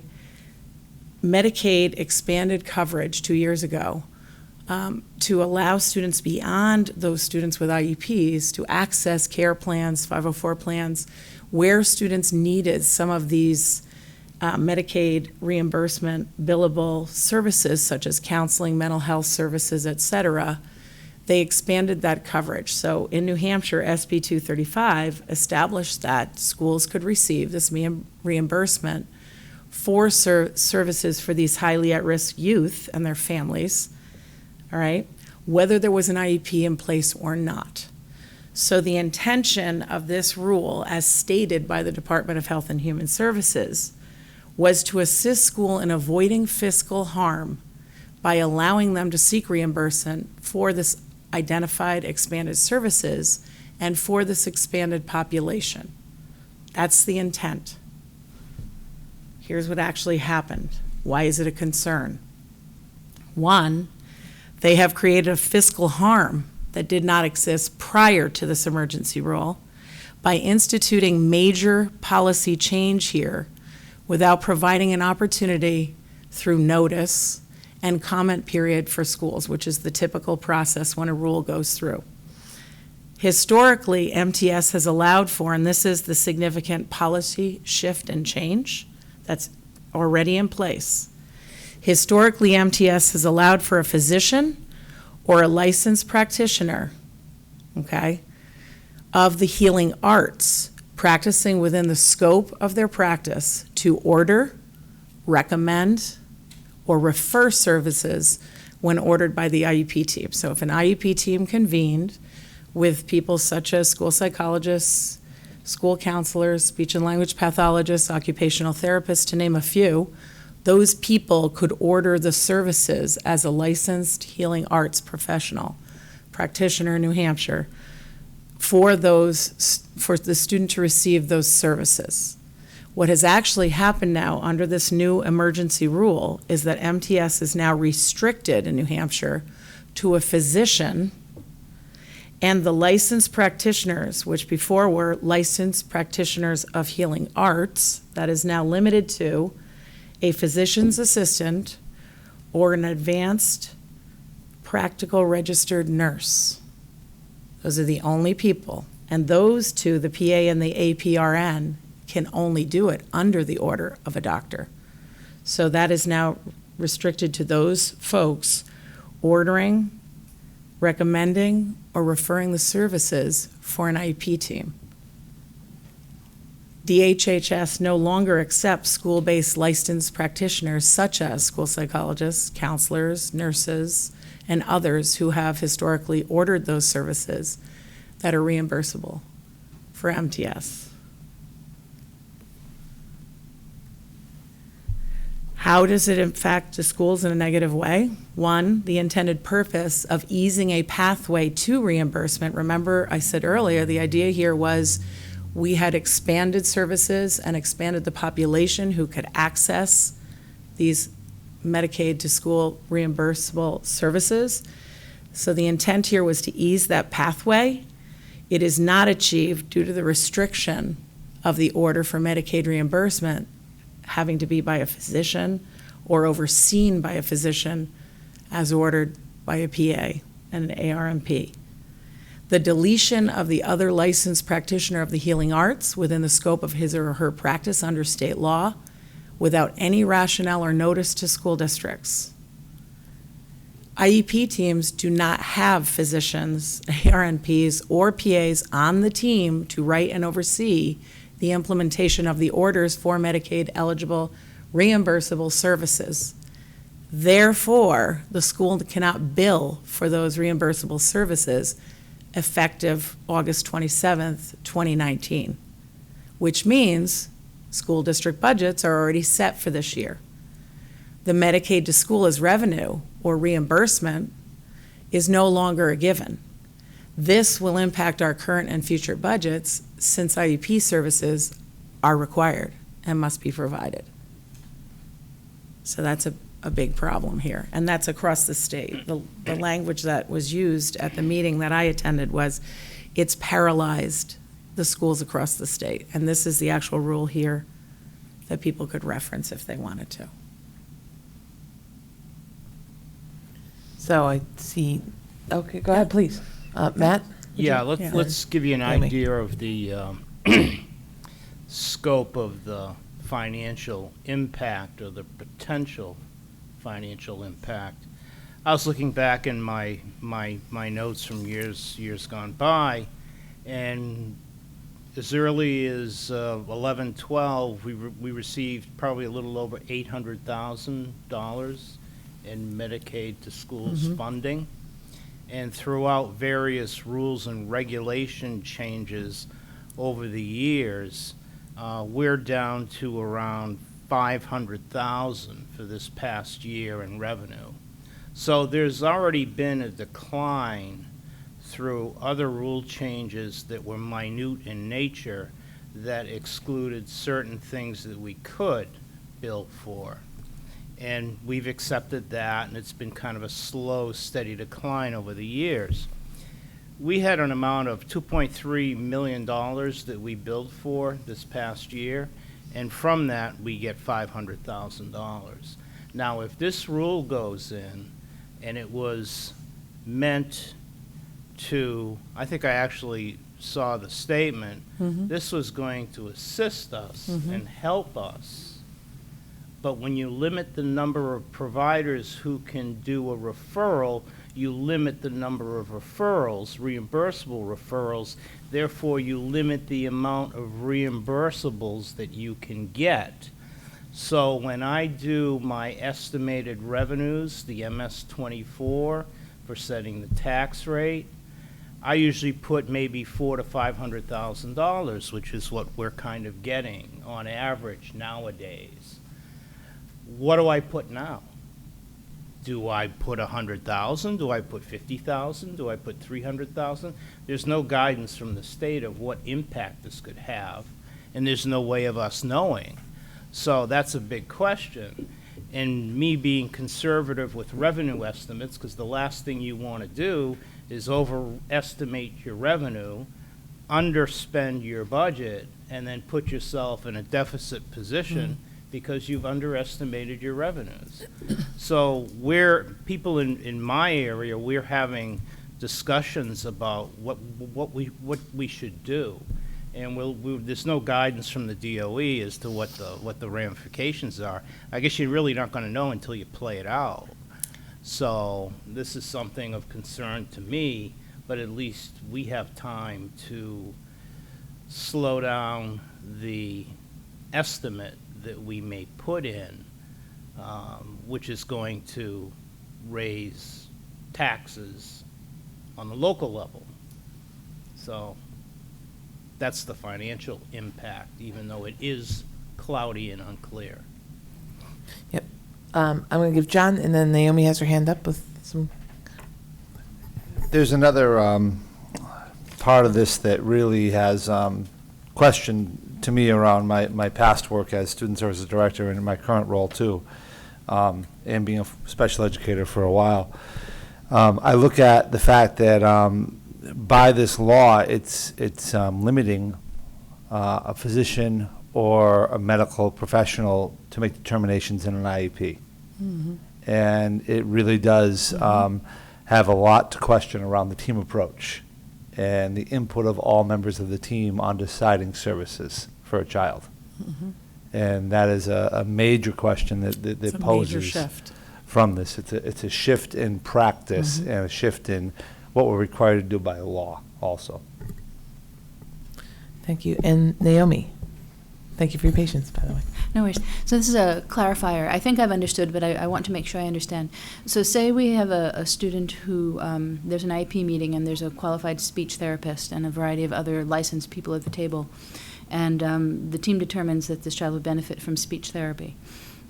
Am I understanding correctly that now they cannot decide that, or rather they cannot decide it for reimbursement purposes, but that now that team will then have to seek out a physician in That order is to correct.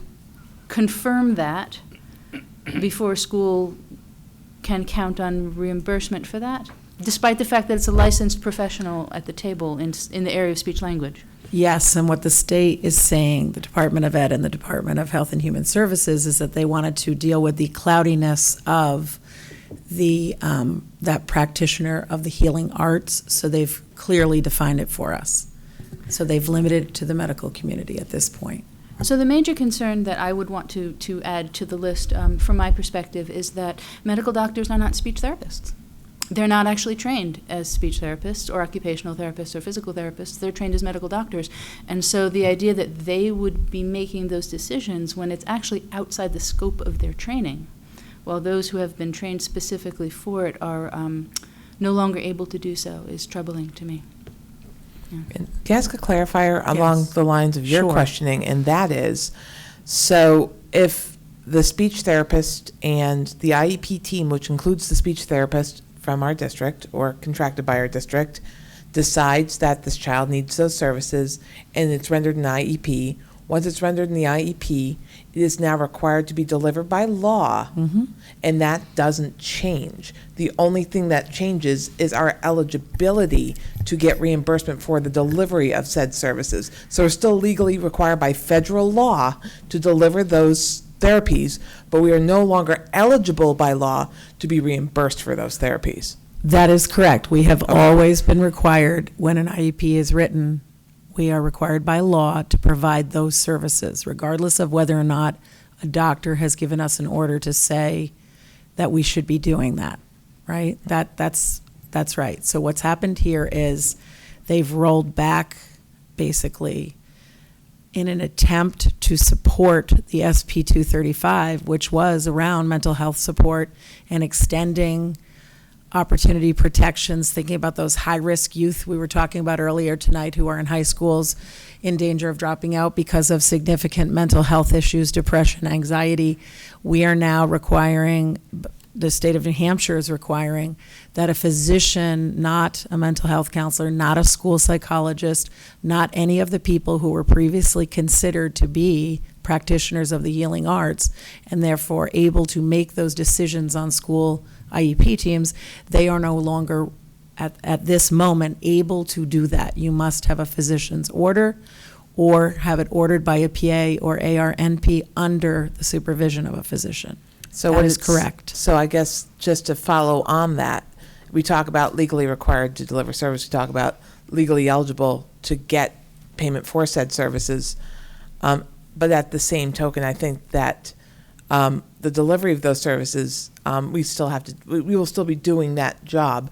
And we will have to, again, we are going to have to drive the local tax rate because now the legal requirement's still there, the money's not. So it will impact the local tax rate, and there's nothing we can do legally because of this circumstance to get around taxing for those services. That is absolutely correct. Okay. Right. Yes.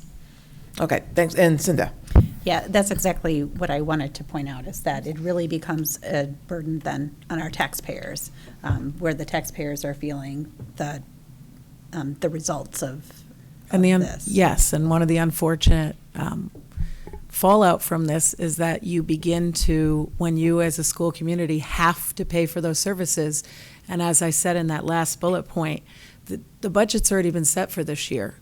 Students' IEPs are already written.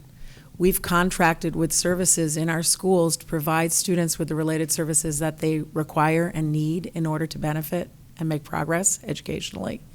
Therefore, if we didn't have the money, right, you would have to start thinking about what you're not going to have on the regular ed side because you no longer have access to those dollars. Those dollars have to come from somewhere. Thus, it has a huge financial impact on school districts across the state of New Hampshire and here in Merrimack. So another part of the issue is that it's presenting a problem in a budget that's already set for the taxpayers. Yes. Thank you. Could I just clarification? Yes, and I also want to just say one thing, because we do have no general public here, we have elected public here. Yeah. So with that, and I know this is a very atypical topic, so any elected representatives that would like to come to the microphone, ask some questions, make some clarifiers, please line up like you would for general public comment, and we'll set that up. But Matt, I'm going to give you the floor, and then I will set up for some public comment as Okay. well. Thank you. From Becau- elected Yeah. comment. Yeah, because the budget is already set and we build the budget on a gross basis, the appropriations are there. The issue is, when we presented the budget to the public at the deliberative session and what was voted on, it included a certain amount of revenue that we were expecting to get, seeing everything else as normal, that's not going to be there. So that's where you either zero out that revenue specifically. Now you're raising taxes an extra $500,000 more than you had informed the public was going to be your projected tax impact of the budget that you passed. So it's like you're almost raising the appropriations because you're losing the revenue. It's the same thing. So you either put the revenue down and then find the money to make up for the revenue you're losing in your current budget, and you'd look at regular ed because you wouldn't look at special ed can't. at all, right? So that's the conundrum. And furthermore, just 1 second, logically, if a doctor or a physician or a licensed practitioner is going to make a determination, even if they did have the background and the accreditation as speech language, whatever, are they going to sit in on every single IEP meeting in order to determine the validity of a placement? They just can't walk in and just stamp the piece of paper and say you're good to go. So who's going to pay for that? Who's paying for the doctor to be there to do such Who's things? paying for the doctor? So- and as far as I know, doctors don't make house calls anymore. So, Class. So, welcome, and Thank you. just state your name for the record. Is this on? I think it should be. Okay. I'm Representative Wendy Thomas. I just have two clarifying questions. Is this rule coming from DOE or DHHS? It is from the Department of Health and Human Services. Okay. And along those lines, so if I have a child who has an IEP, and then I take that IEP and bring it to my physician, and my physician says, yeah, that looks good, do you then get reimbursed for that? We have no idea at this point. There's been no guidelines around that piece at all. Okay. And then, well, then my second question was if there's any change to the IEP, then you have to go back to the physician and get it re-signed. We don't know. We have no idea actually how this is going to play out at all. And did you challenge the no comment? I mean, did you get an answer for why they didn't have a comment period? So I actually haven't been at a meeting where we had folks from the Department of Health and Human Services. I will be attending one this Wednesday at 3 p.m. at the Department of Health and Human Services in Concord with Henry Lipman, I believe. Yes, who is the gentleman who is addressing this at this time. It's his office. Okay. All right. Thank you. Yes, Mark, you want to weigh in as well? Well, just to follow on, it is a DHHS rule at the monthly superintendent's meeting in Concord. Mr. Lippman and Commissioner Edelblut were both present and both spoke to it, but it was an unusual experience in that when questions like were raised tonight about the role of the IEP, there clearly was not an answer at that time. So it did emanate from DHHS, but DOE is certainly seeming to be some sort of partner or some kind of relationship to this. And it's a body that does seem to need to answer some questions to provide guidance to the public schools. Dick? Thanks for coming. Good morning. Thanks for having me. Can you hear me all right? For the record, I'm Dick Barry, state rep. For young lady here, she knows me either as Papa or the guy that Volvo hangs around with. we used to go to volleyball games a lot. And actually, back when Merrimack won the states, I was the Wizard. I don't know if you've heard of the Wizard. Yeah, that was me. However, when I got Mark's note that said we were going to discuss it, I sent an email off to Mr. Myers and said, help me understand what's going on. It's very close to what you said, but let me see if I can put it in his terms. Let me quote from it. I tried to send you the email. I don't know if it got through to you from Jeff. I didn't get it, but thank you. The issue being raised with you involves the Medicaid to School program, under which federal matching funds are obtained to help pay for services provided for school to Medicaid-eligible children. My oldest daughter works for Nashua Children's. She does IEPs all the time. I know a little bit about the process. Matter of fact, I'm going there tomorrow. We recently discovered that school districts across the state were billing for Medicaid services provided under IEPs provided by school employees, like guidance counselors, who are not credentialed and not qualified under federal law to provide those services. Many of the services the schools provide in this program must be provided under the direction of a credentialed health care provider. I think there's a problem with definitions that we're going on here. If we do not correct this immediately, the state will be subject to very significant liability. Millions of dollars would be at risk of being paid back to the federal government. He said, as Mark said, both the Department of Education and my department met about a week ago with school superintendents to explain the issue. There has been and will continue to be outreach on the issue. So as I read this, people can still do the IEPs as they've been doing them all along. You identify what the needs are, but once those needs are going to be met, they have to be met by somebody who is credentialed to provide those services. Didn't say anything in here about money yet. So if it's true that services are being provided by people who aren't credentialed, then the feds could come back at us. So you said you're going to meet again in the... Oh, there's no scheduled. No other scheduled meeting? Not no? that I'm aware Okay. of. Not that I'm aware of. I just want to be clear, that is not No. the situation in Merrimack.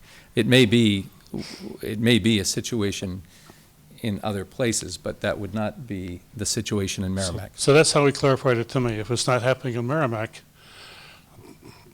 we're still going to worry about it, because he's got to come back to finance to get some money if it's going to go somewhere, but it's federal money. I appreciate that, and I'm very intrigued by what he wrote back to you, because in the meeting that I attended with the New Hampshire Association of Special Ed Administrators, and in all of the follow-up that includes attorneys for those different groups, that point has not been raised. The language that I've used is right out of the law, and it's very interesting because it actually really is using that language around limiting to those people being the people who can authorize those services, whereas prior, and actually I believe it's in the federal law as well, that healing arts practitioner, which I do believe what he's saying to you about trying to, because that was in that original guiding memo from DHHS. There were two intentions of this rule, this emergency rule. One was to ease the pathway, that's their language, for students who do not have IEPs to receive services and schools to get some reimbursement from Medicaid for those students if they're Medicaid eligible, IEP or not, which is new. Second was to address that what they considered that murky place of healing arts practitioners. And so they did this piece, what I think is super problematic for most stakeholder groups looking at this, is that this was done in as an emergency rule without offering any of that opportunity for people to ask the kinds of questions people are asking tonight, that you asked your friend or your colleague, or this gentleman from the Department of Health and Human Services. He's the commissioner. Okay, there you go, the commissioner. So the commissioner, those folks being asked and having those opportunities for public discourse about this prior to the rule being put in place.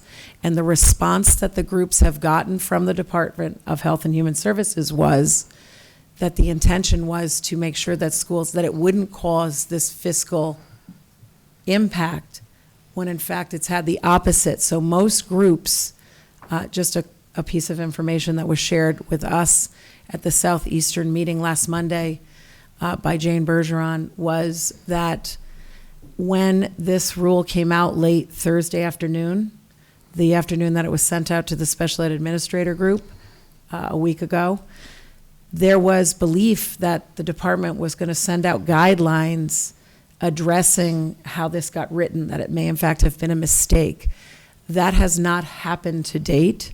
In fact, the response they got was at the superintendent's meeting the next day.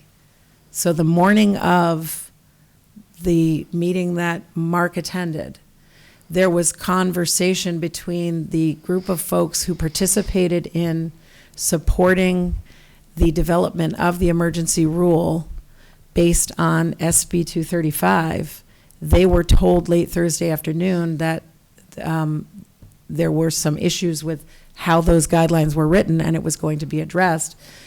When Mark went to the meeting the next day, it was very clearly articulated by Department of Health and Human Services and supported by the Department of Education that those in fact were the emergency rules and they would stay in place till February.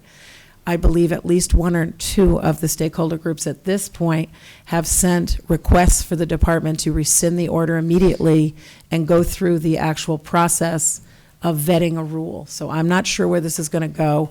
I'm bringing it forward because it has a financial implication for us and all of the school districts around the state. Thank you. I'll follow up with them. I appreciate that. There are things that go on that are always tucked in here, and I do know that there's an issue. But what he didn't say in here, and he would have said it, I think, because he By the way, I used to be I'm still on the finance committee, and I used to have DHHS for 6 years, so I That's know great. something about that. He didn't say that the school districts would be held accountable. He said that The state- DHHS Yeah. would be held That's accountable interesting. for it, which rolls back down in. From what I understand, the issue is that there are people that are providing services through the IEP that aren't qualified to provide those services, aren't certified for it. Mhm. And if that's the case, then the feds may have a case against us. So I'll follow up with him, see what else he's got going. I wouldn't panic yet. Wait till I leave. If you're gonna panic, wait till I leave. I want to get to my car first. But I'll answer any questions you have. Excellent. Thank you. And at this point, That's really helpful. Yeah, I think we have to figure out short-term and long-term strategies. So we definitely want to take a look at immediate risk, long-term risk. So we will definitely be in touch with all of you who are here tonight and those who didn't make it. I know we have 2 state reps that are not here tonight. So on that note, we will keep you in the loop as far as our impact. I think, honestly, if this does nothing else, this opens up the dialogue that we've wanted for a very long time with our elected representation as a collective body, because we know that there are varying approaches and opinions and strategies to help our district, and we look forward to better collaboration. And there are different ways to say the same thing. Yes.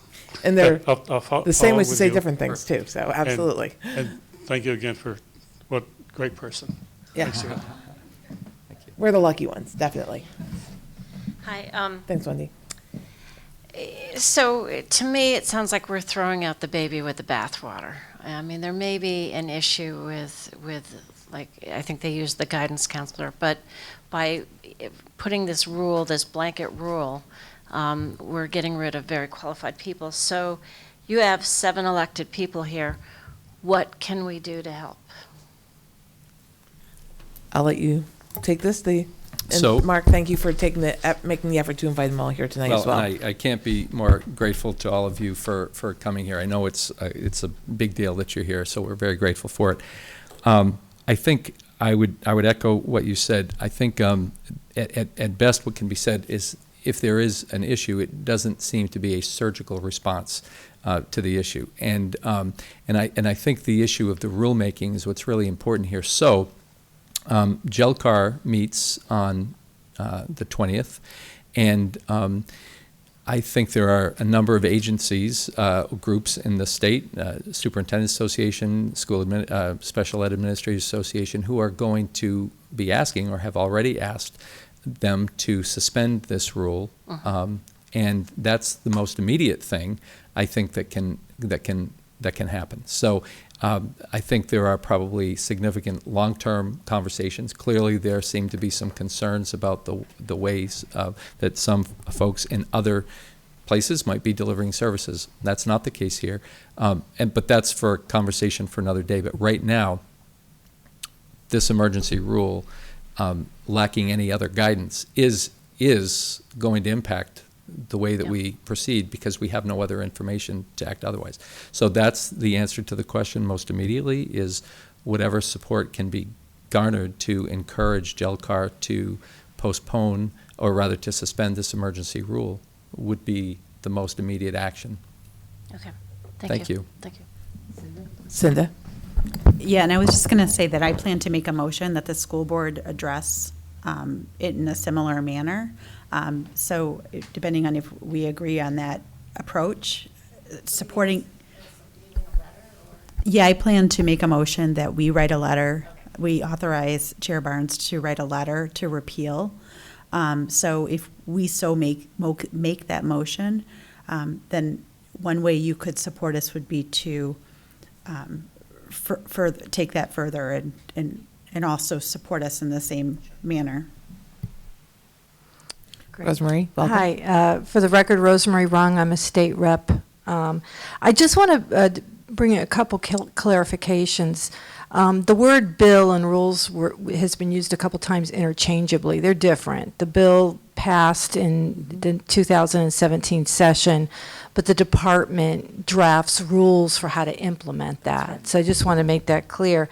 And in the bill, in section Part 2B, it does say the provider is a Medicare participating provider and meets all federal and state provider qualification requirements. So that may have been overinterpreted by the department in the rulemaking as far as the issuer or the person making that medical order is it could be the provider. It doesn't necessarily have to be a medical doctor. But as echoed by the other reps, I'll make sure to follow up on that this week too, and I'll look forward to your letter and supporting as much as we can. Thank you. Great blocks tonight. I was at the game. Are there any other questions or comments from the board? Cinda? I'd like to make a motion. Well, you kind of hinted you might, so. I move to request that Chair Barnes, on behalf of the Merrimack School Board, submit a letter to the Joint Legislative Committee on Administrative Rules, also known as JCAR, or JLCAR, requesting an immediate repeal to the recently declared emergency rule pertaining to the Medicaid to Schools program at its meeting on September 20th, 2019. Is there a second? Seconded by Brandy. Any comments or questions on the motion? Naomi? Any implications that administration could put forward that we're not thinking about if we write such a letter? Should I ask that again? This is something that I support wholeheartedly. Is our stepping in to send such a letter, are there complications we're not aware of if we do that? Well, I'm going to take that to mean that there are always complications that I think we all are not aware of at any given moment. I did speak to the School Boards Association today, and there was clarification that if the board chose to make such a motion, it would certainly be within its purview to do. I mean, this is nothing more ultimately than this district trying to do right by its students and its taxpayers. And what this rule does at the moment seems to produce a conflict between the two. And the school district is in the middle of it. So we're simply seeking, I fully recognize that there could be issues, we fully recognize that there could be issues with the way that services are rendered that must be taken seriously. There's no question about that. And there's no implication that there's anything wrong with asking that or raising that. It's merely that this non-surgical approach to this problem places a very real problem on the doorstep of educators and taxpayers in Merrimack. And so we're simply seeking some relief until folks who make rules can figure out some of the things that were raised tonight. That's typically what happens in rulemaking, my understanding is. So implications, I'm sure there are countless. But for the purposes of tonight, we're trying to get through the best we can.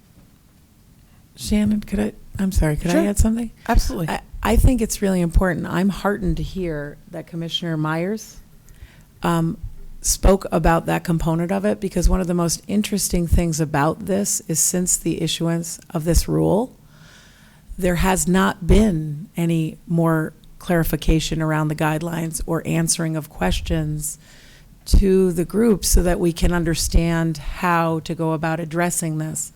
So that may be one of the outcomes, is to actually hear from them explaining in more detail with further guidelines or further clarification about something such as this.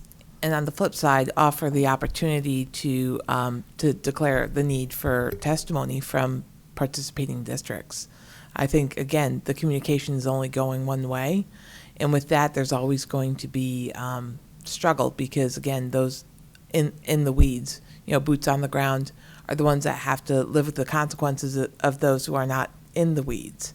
And so, testimony is, I think, critical to say, the intent, the delivery, and, of services and, reimbursement is paramount to us being fiscally responsible as a district. Because if I cannot remind you enough out at home, we do not retain a surplus, period.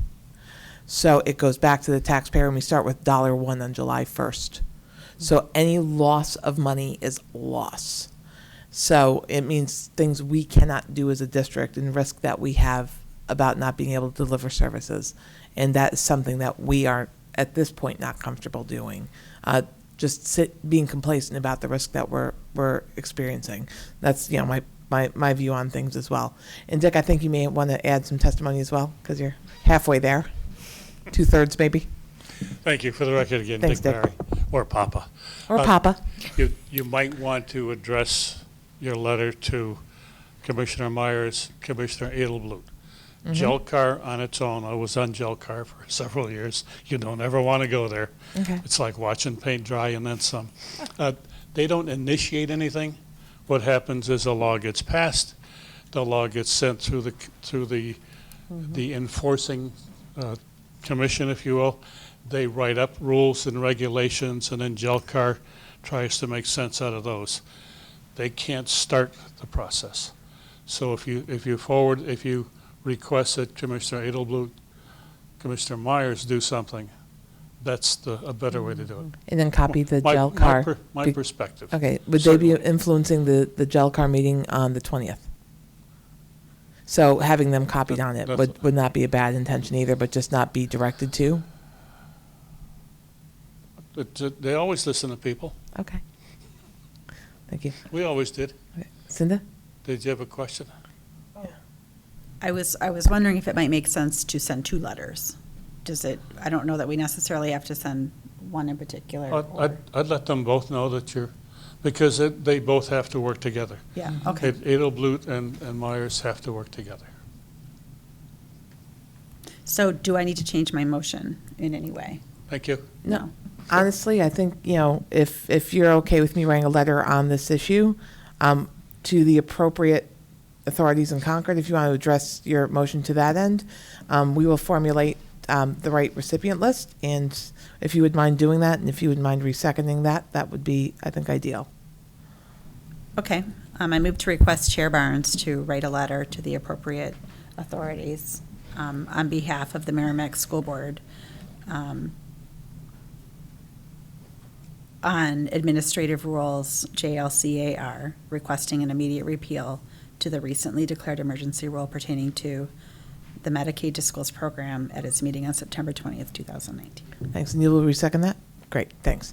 And Senator Chanley? So I'm Shannon Chandley, Senator for District 11, which includes Merrimack, Amherst, Wilton, and Milford. And thank you very much, Superintendent, for making sure that we all knew about this meeting. My only point is simply to sort of second what my friend and colleague in the House said, that I do think the appropriate people to whom this letter should be directed is Commissioner Edelblut and Commissioner Myers. Perfectly fine to CC the chair of Gelcar. I think that all makes great sense, but I think that is the right person. I just wanted to affirm that I think that's a good decision. Thanks. Thank you very much for your comments. Thank you for coming as well. Last question, I promise. I promise. So tonight I've heard that you're going to ask to suspend, and I've also heard that you want to ask to repeal. Can we just clarify the term that you'd like to use? So if I said repeal, I apologize. I meant suspend. Okay. Thank you. Thank you. My motion is repeal. And so that's in error, and so it should say suspend. Okay, I will update my motion, no problem, regarding to say an immediate suspension to the recently declared emergency rule pertaining to the Medicaid to Schools program. Thanks. Still a resecond. Okay, good. Okay, what we will do as well, we'll copy all our elected representatives from the House and the Senate. So it'll be a packed letter of people. So thank you very much. So with that, we'll put the motion to a vote. All those in favor signify by saying aye. Aye. Opposed, none. The motion carries 5-0, so there will be a letter. So thank you. And thank you all for coming. We really do appreciate the time you spent with us tonight. You're welcome to stay, but we understand if you're going to turn into pumpkins. So So, excellent. So now we are going back to item number 6, which is the role of homework in the Merrimack School District, and back to Mark.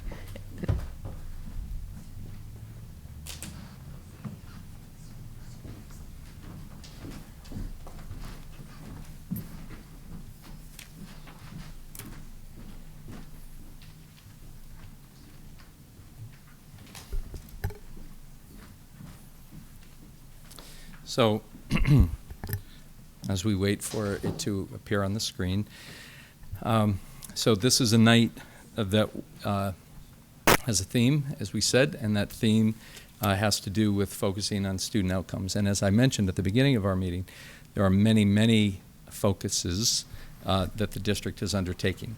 The 3 that we discussed tonight are just 3, and in the coming months, we'll talk a lot about a lot of them. The issue of homework has been something that has sort of surprisingly taken a very strong center stage for some time in Merrimack. And so it appears that still some time into the implementation of this revised protocol practice, that there, for some, still appear to be some questions and perhaps even some misunderstanding. And there may also be some, and when I say some, I mean just some, not a groundswell, but some who even wonder whether or not we should have been talking about this sooner. And what we've tried to say over a period of time is that because of litigation on this matter for an extended period of time, crossing years, that speaking about this was ill-advised, while all of this was under litigation. So now that it's been resolved, and it's important to point out that it has been brought forward to a number of different entities, superior courts, Supreme Courts, Board of Education, this board at public hearings on numerous occasions. It's appropriate now to speak again and to try to provide some clarity. So one thing that might have been lost in the discussion about this over a period of years is just actually what the policy says. And so I don't typically read PowerPoint slides, but for the purposes of those at home who might not be able to see, if you'd indulge me, I will read the policy as it currently reads. Homework is a constructive tool in the teaching, learning process when geared to the needs and abilities of students. Purposeful assignments not only enhance student achievement, but also develop self-discipline and associated good working habits. As an extension of the classroom, homework must be planned and organized, must be viewed as purposeful to the students, and should be evaluated and returned to students in a timely manner. Teachers may give homework to students to aid in the student's educational development. Homework should be an application or adaptation of a classroom experience and should not be assigned for disciplinary purposes.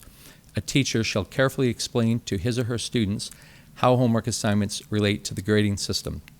And the legal reference is New Hampshire Code of Administrative Rules, section ED 306.14b, Basic Instructional Standards. And this policy was adopted in June 2008. So when this issue first arose, it arose because we attempted to clarify the practice, we called it the protocol, of interpreting this policy. For some, it became conflated with having amended the policy without the board's approval. Never was the case. This is the policy that was adopted by the Merrimack School Board in June 2008, and this is the active policy now. What the policy does not require and does not say, the policy does not require homework to be assigned. It doesn't. It never did. The policy does not require homework to be graded. What it says about grading is that if you're going, whatever you're going to do with grading, you must announce it clearly to students. And it does not say that homework is unimportant. There's been a regrettable meme in the community at times that says that Merrimack doesn't support homework anymore. Homework isn't important. Homework's not required. We are strictly adherent to the policy of the Merrimack School Board. And the policy says homework is a constructive tool in the teaching, learning process when geared to the needs and abilities of students. So homework is very important. We recognize its importance and always have. The issue, which I'll discuss in a minute, has to do with its appropriateness to be graded. That's the issue. But it should no longer be accepted for anyone to say that Merrimack does not support homework or the intent of homework. But I want to just focus for just a second on the policy itself, because there are some important words to focus on. Constructive tool in the teaching and learning process when geared to the needs and abilities of students. What that implies is differentiation. Anyone who has been a student knows that their brain doesn't exactly work like their neighbor's brain. And to assign a homework to an entire class that's exactly the same for everybody is not a good process. It's not a good practice. And the policy suggests that we do otherwise. Now, I am not at all suggesting that that policy is enacted with fidelity by every teacher in the school district. That doesn't mean it's not the policy, and that doesn't mean that we're not making every effort to ensure that teachers engage in that practice of differentiating homework, and we're getting much better at that. Purposeful assignments to develop self-discipline and associated good working habits. Purposeful assignments means we don't give busy work. We give homework that helps the student to continue to advance his or her ability to learn. And let's just focus again. Develop self-discipline and good working habits. So the question about assigning homework as an incentive to do, the issue of assigning a grade to homework as an incentive to do homework begs the question, does that develop self-discipline or potentially impede it?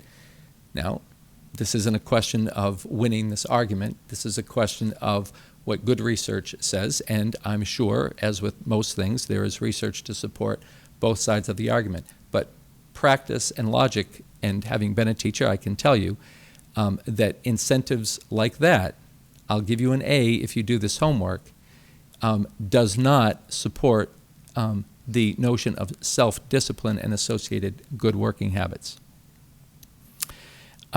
You see the word purposeful again. Homework must be purposeful to the students. And here's something very important, and should be evaluated and returned to students in a timely manner. So let me be clear. In Merrimack, the policy and the practice is when a teacher assigns homework, it is their duty to evaluate that homework and return it to students. Otherwise, it's a waste of time. So if a student is given a purposeful assignment for the purposes of helping them to practice, then the student is owed an evaluation of that. That's different from a grade. What it means is, I, the teacher, am going to tell my students where you made mistakes, where you clearly understand based on what you've demonstrated in your homework, and where you need to work. And I need to give that to you in a decent time so that there's a correspondence between the energy that you put into this effort and the outcome. And that is not, I don't sit here tonight and say that we have perfectly done that. I think there are too many cases where there's a lag time between the time a homework assignment is issued and the time it's returned. And I think there are too many cases where it hasn't been properly evaluated. That's a fact, but it is also a fact that it happens that way a lot as well. And part of the way that we improve is we identify where improvement is necessary. That's an area, and we will do it. But it should no longer be said in Merrimack that homework is not important and that it is not evaluated. It must be. To not record a grade in PowerSchool or in some other method does not mean that it is not evaluated and does not mean that it is not important. Homework, I'm on the second paragraph now, should be an application or an adaptation of a classroom experience and should not be assigned for disciplinary purposes. That speaks for itself. We don't say 10 words vocab tonight for you because you were talking. That is a breach of the policy and we don't do it. And a teacher shall carefully explain to his or her students how homework assignments relate to the grading system, which doesn't mean that it must be graded. It means if we're not going to grade it, we'll simply tell you that, which is the practice in the Merrimack School District and has been now for some time. What is the reason for not grading homework? A quick review.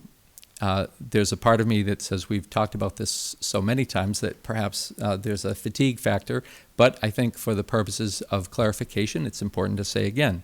So again, for the purposes of our audience, I'm going to read this. Homework is about practice. Just like sports, music, art, or anything else we want to get better at, nothing happens without practice. And while we're practicing, sometimes we get things wrong. And this idea led the teams of teachers and administrators K through 12 who worked on this issue to the conclusion that since we practice to get better, practice itself should not count toward a grade. But it is also pretty clear that not practicing, meaning not doing homework, could and likely will have a significant impact on the variety of assessments that do count.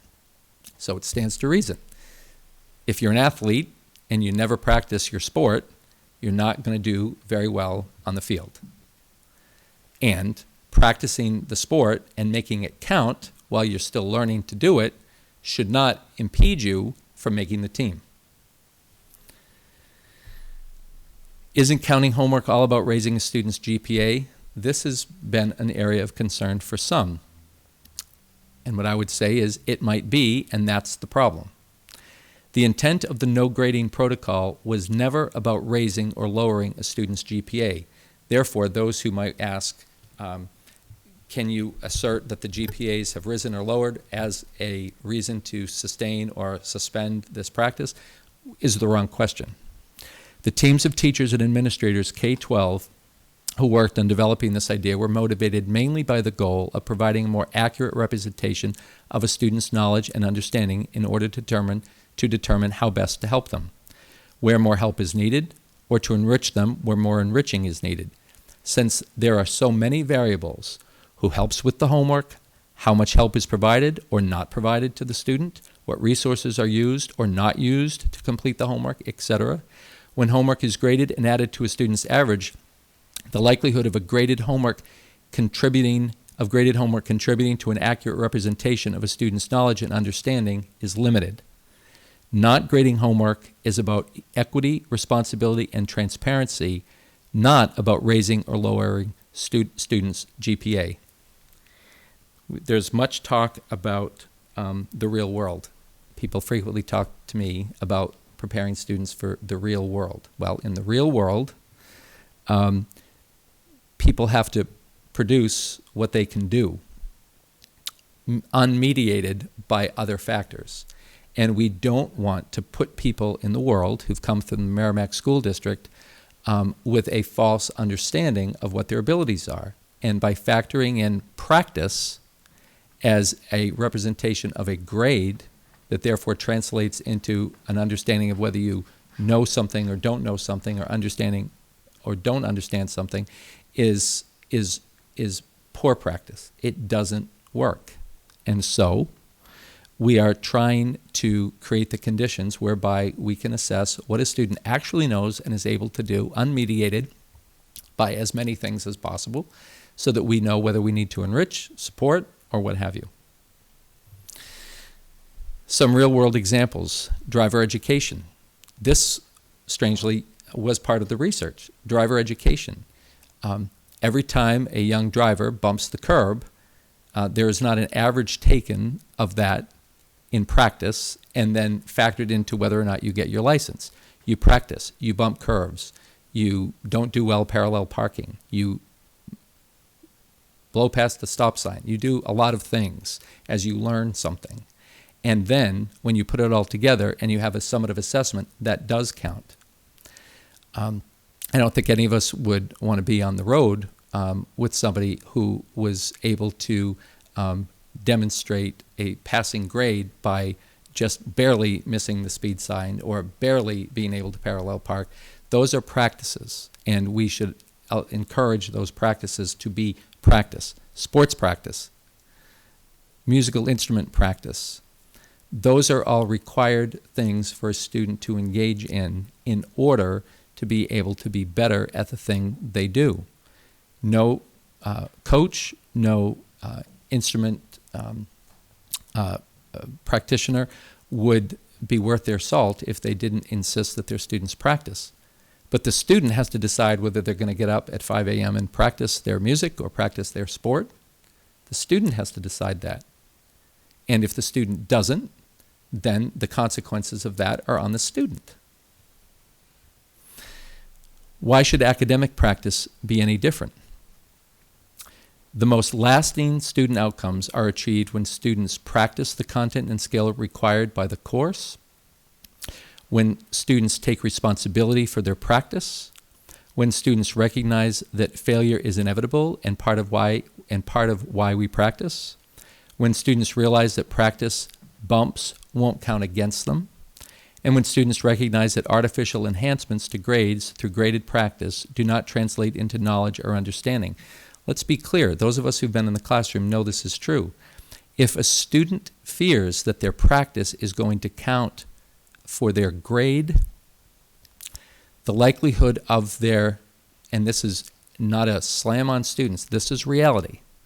If a student feels like the practice that they're asked to do for something they don't know well yet is going to be graded, what is the incentive to figure it out however I can,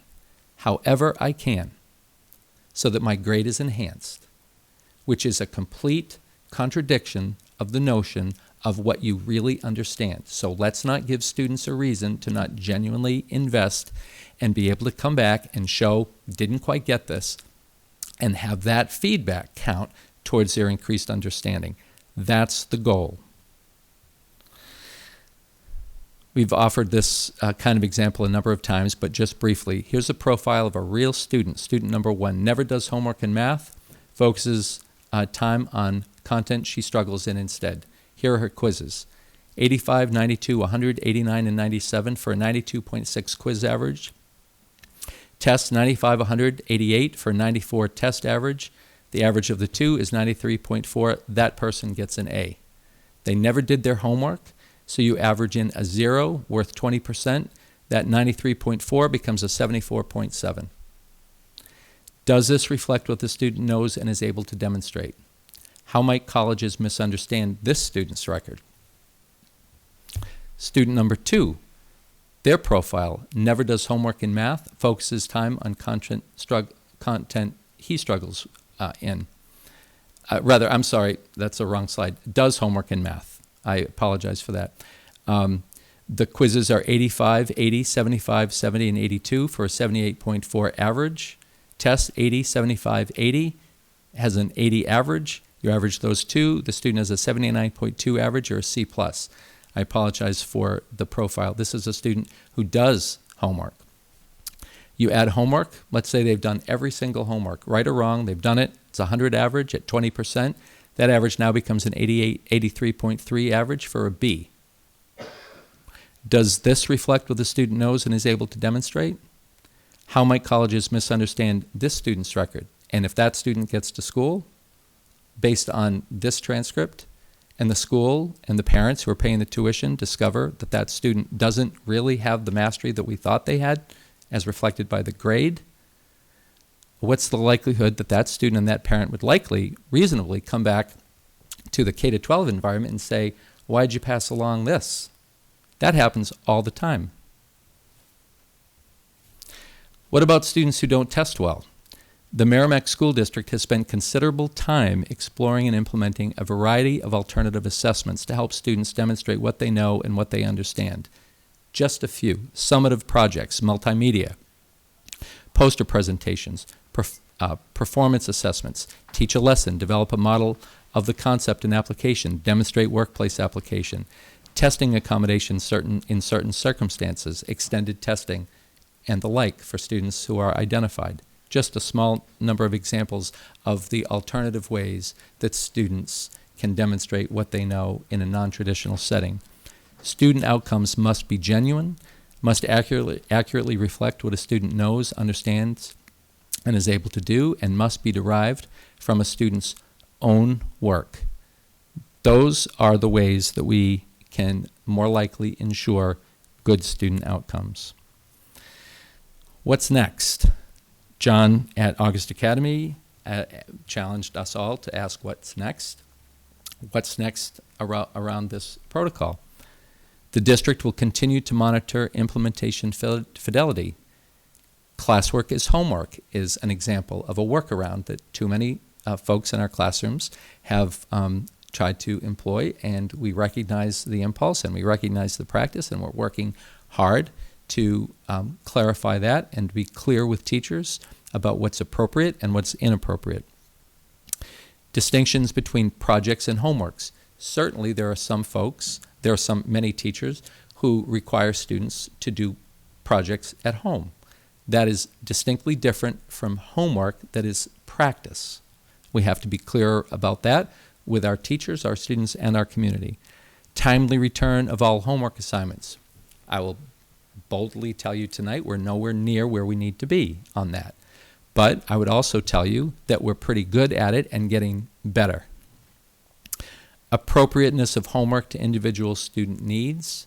Again, an area specifically highlighted in the policy that we must continue to improve on and will.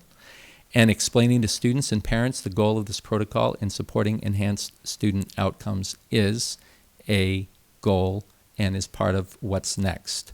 Clearly, if anything has been learned, and there have been many things that have been learned by this long process, it is that a better job needs to have been done and needs to be done in the future to explain this process to all the stakeholders. Clearly that wasn't done, for which I've said before and I'll say again, I take responsibility. I was the assistant superintendent for curriculum at the time, and it was my failure to properly explain this that I think was quite a bit of the reason that it became for some as confusing as it was.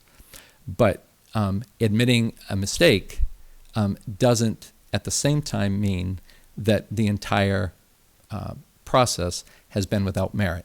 That is not true either. So I will take responsibility for the part that was poorly expressed and poorly understood, 100%. However, no one in this district wants students to fail. No one.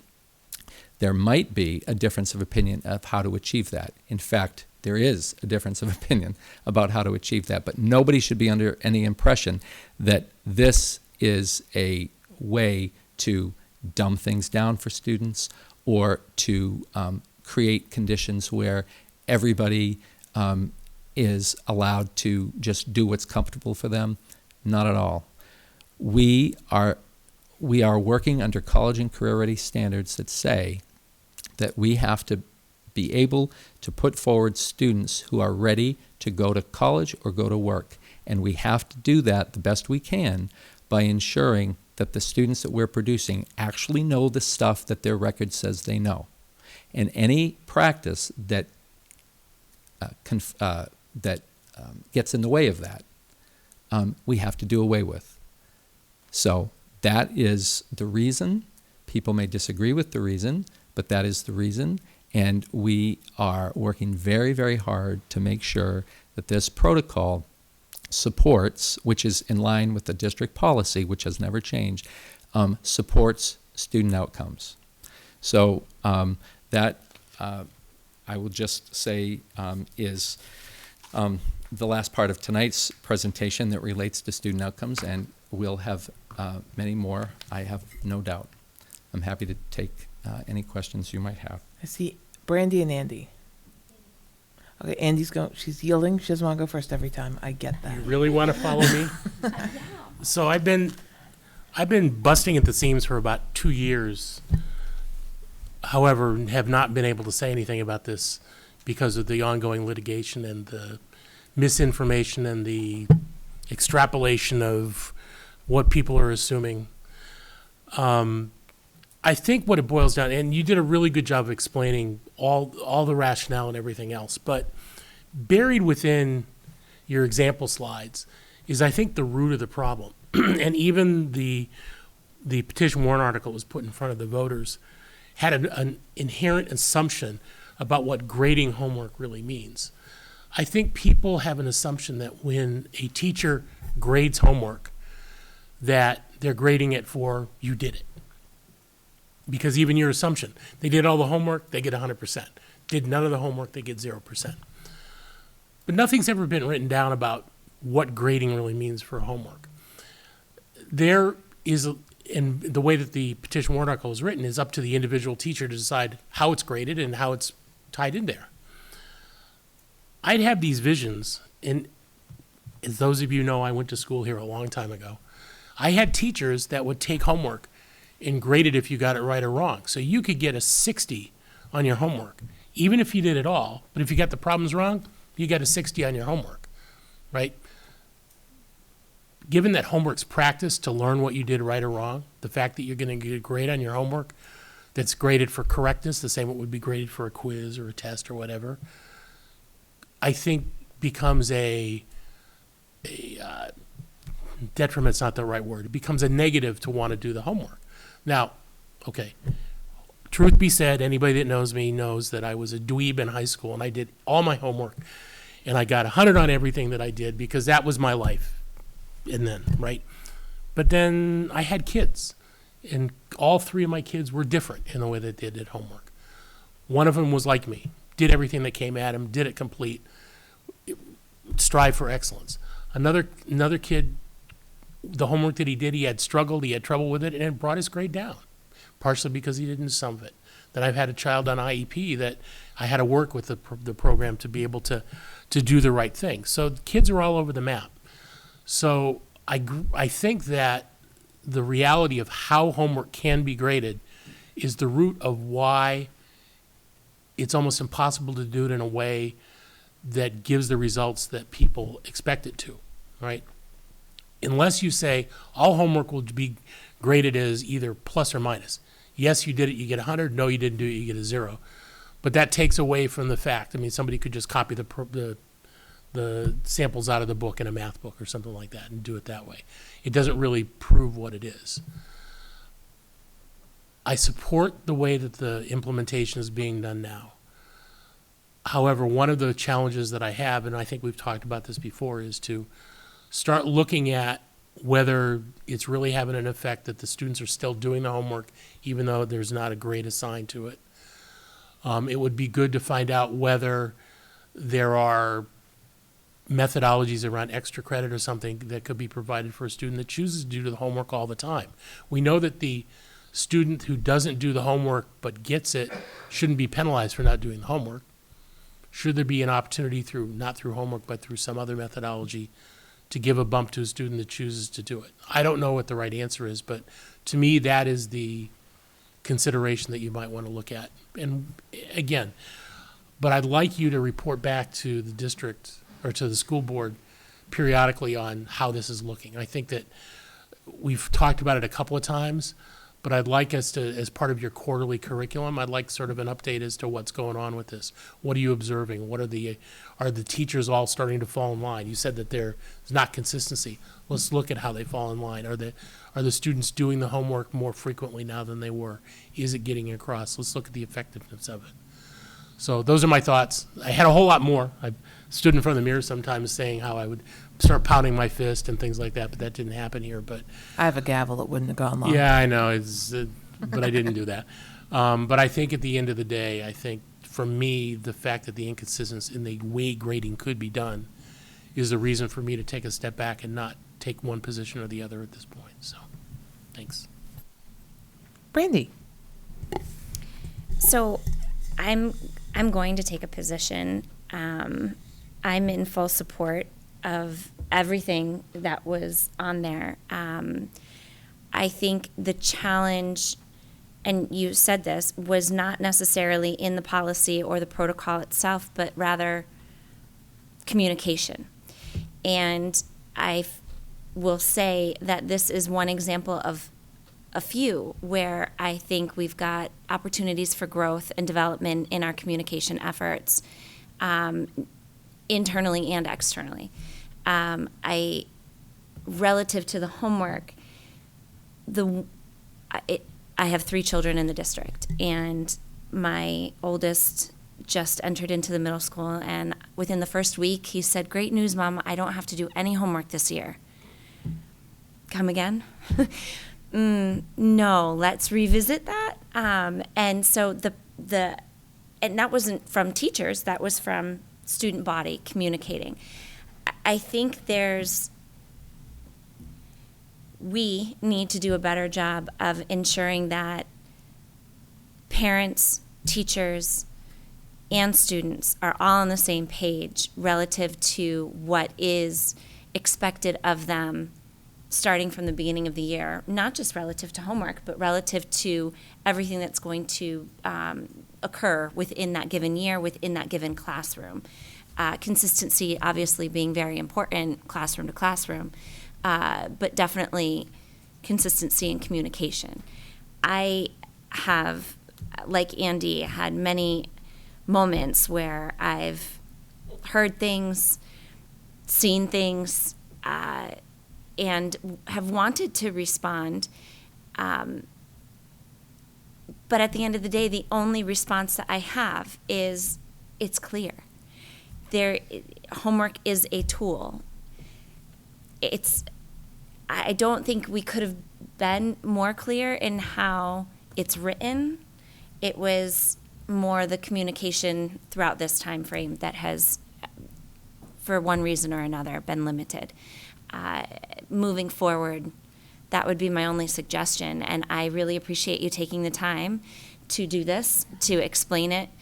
I'm sure you probably feel that we've been here before, so I appreciate you taking the time and really being very clear about it. And I would encourage people, if you truly, sincerely do not understand from this point forward, to reach out, have the conversation, but certainly speak to teachers, go to your administration, but to have chatter that is not productive only contributes to more challenges relative to what this policy and protocol truly are.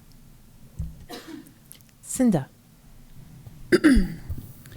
I just have a couple comments. One of the items that I've heard as a criticism have been about poor test takers. My child is not a good test taker, they get nervous. But what I would also say is there's other ways that teachers have been capturing and grading what a student truly knows. So, for example, there's been papers, there's been short quizzes, there's been some different things. Well, the quizzes would fall in the test category, but there's been some papers, in-class assignments that they could work on, group projects. There's a variety of other assignments that have been part of that grade. So it's not strictly the test and quiz grade. And I think that has been a little bit of a misunderstanding as well.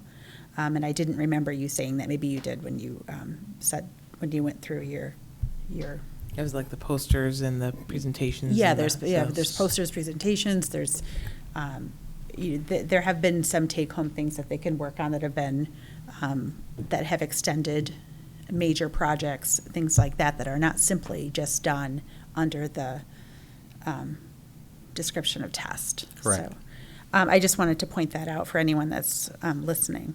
And I think that the thing that's really important to me as it relates, I truly support having the grades best reflect the knowledge, and I totally support what we have done as a district in that regard.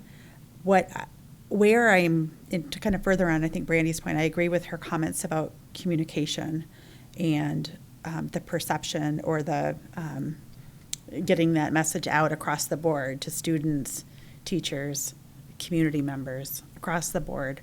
I think that that continues to be important. But the other thing is just, as a parent, ensuring that parents can get the feedback. So, for example, what I would want to see is that, and some teachers do it, I don't know if some of them don't, but that parents can reflect. So they should be getting, so as they're turning in assignments, that is homework, practice, even though they're counting for 0 points, parents should be able to see that in PowerSchool. They should be able to, I would say that should be a requirement, that all teachers are putting that feedback there so that parents have visibility into how those practices are going for their children. And So- can I just play off of that Yeah, for a second? absolutely. Because I know that in homework, you will see not done, partially done, done, completed, but you won't see one within that. So there's a little complexity of that. So if it's completed, how well did they do in the completed work? If it's partially done, what portion of that partially done work was accurate? So again, the deltas, how do you define the deltas when, those are the 3 criteria that I remember seeing in PowerSchool as a parent? And to further that, we have to ensure first and foremost that students are getting that feedback. So they may be doing the practice, and I think in most cases, the teachers are grading those practices, but that they are getting the true feedback to help them improve and get better, and then that parents can therefore see that, because ultimately, I think that just helps the learning team for our kids, that we have that partnership between the parents, the school, and the kids. Yes, So one of the unexpected good outcomes of this long, multi-year conversation that we've had is it's provided an opportunity to revisit the policy itself, and to provide a conversation tied into other initiatives that we have going on, like just, for example, UDL. And to talk about, well, what does this policy actually mean in my practice? And I think it's true that over a period of time, the practice of issuing homework had become divorced from the policy that provided the impetus for doing it at all. And so sometimes that happens. And so sometimes there needs to be a reason to get people refocused. This has provided that reason. So someone said to me once, geez, when you sometimes speak about, you're laying it all out. And that could cause people to kind of misinterpret. So I'm telling you things that aren't working great because I should, because it's true, but that doesn't mean that things aren't also working really well. We've learned a lot about how to advance our goals for student outcomes off of this. We've learned a lot about what it means to differentiate instruction and homework as a consequence. We've learned a lot about what valuable feedback actually means. I think there's a point at which maybe we'd forgotten a little bit about that. And so as much as I sit here and I tell you this and that isn't great, it's true, but I think in fairness, I should also tell you that we've gained a lot as well. And I would also just say, and it's something that was raised a minute ago, I just want to point it out, one of the most damaging arguments against this practice has been a conversation that sort of starts, well, in my day, we had homework or we graded homework. Well, I just want to point out that oftentimes when that's said by people whose day was some time ago. And what we've learned about literally how the brain works, that's not to be dismissed or poo-pooed. That's genuine stuff. And just like a doctor who prescribes his or her treatments based on information they had 25 years ago, and we'd say, could you get me a doctor who has got something a little bit more contemporary? Why would we force our students to have to put up with what was good for us when we were in school? Things change, and we should welcome that and be open to that, to try to give our students the best of what research and knowledge has told us, of course, there are some tried and true practices and strategies that should never be discarded. We're not throwing the baby out with the bathwater, but for someone to say we should retain an old system because that's how I grew up in it is the worst argument I think that we could make. You wouldn't want teachers to be in front of your children and teaching practices and strategies and curriculum that were appropriate 20 or 30 or 40 years ago, or else we'd still be teaching about the Soviet Union. Things change. So there's a spirit behind this. Well, and I'd also like to just add, I'd like to thank you, I think, for the candidness and transparency that you provide in recognizing that when we come on camera, it's not always to say everything's great or things can't be improved. And I think there's a number of topics that we've had on our agenda this evening that we need to be talking about, this being one, as well as all student outcomes. So I just want to thank you for that, and I appreciate that as one member of the board. Thank you. Thanks. I see Brandy had her hand up, and then back to Andy. As soon as you said back in my day, the first thing that came into my mind, because you were talking about the medical profession, and then, so when back in my day, and I don't consider myself to be, extremely old, but when I was going to my pediatrician, he would smoke in his room, like no joke. Like I would be in there and he would be smoking while he was, crazy. That obviously will never, serious, like true story. My mother was a nurse, and the nurse's station was like a jazz bar, so I get it. Yeah, like absolutely insane. So yes, times do change, and could you imagine walking into a medical office now with children at a pediatrician's office and they're all smoking? To Cinda's point, and I totally want to agree with her on the transparency factor.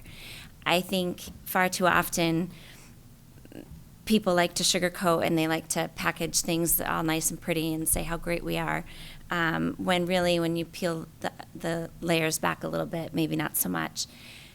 I'm really proud of our district for not only being able to say, okay, what can we do to improve, but also for acknowledging the good. Like we have that balance, and I think I'm excited for what is next, mainly because I know and I can trust that our district is not just going to settle for, we did it like that for the past 10 years, so let's just keep doing that, even though the world is changing around us. So I'm excited for what's next, and I do truly appreciate your honesty and the transparency that you've provided.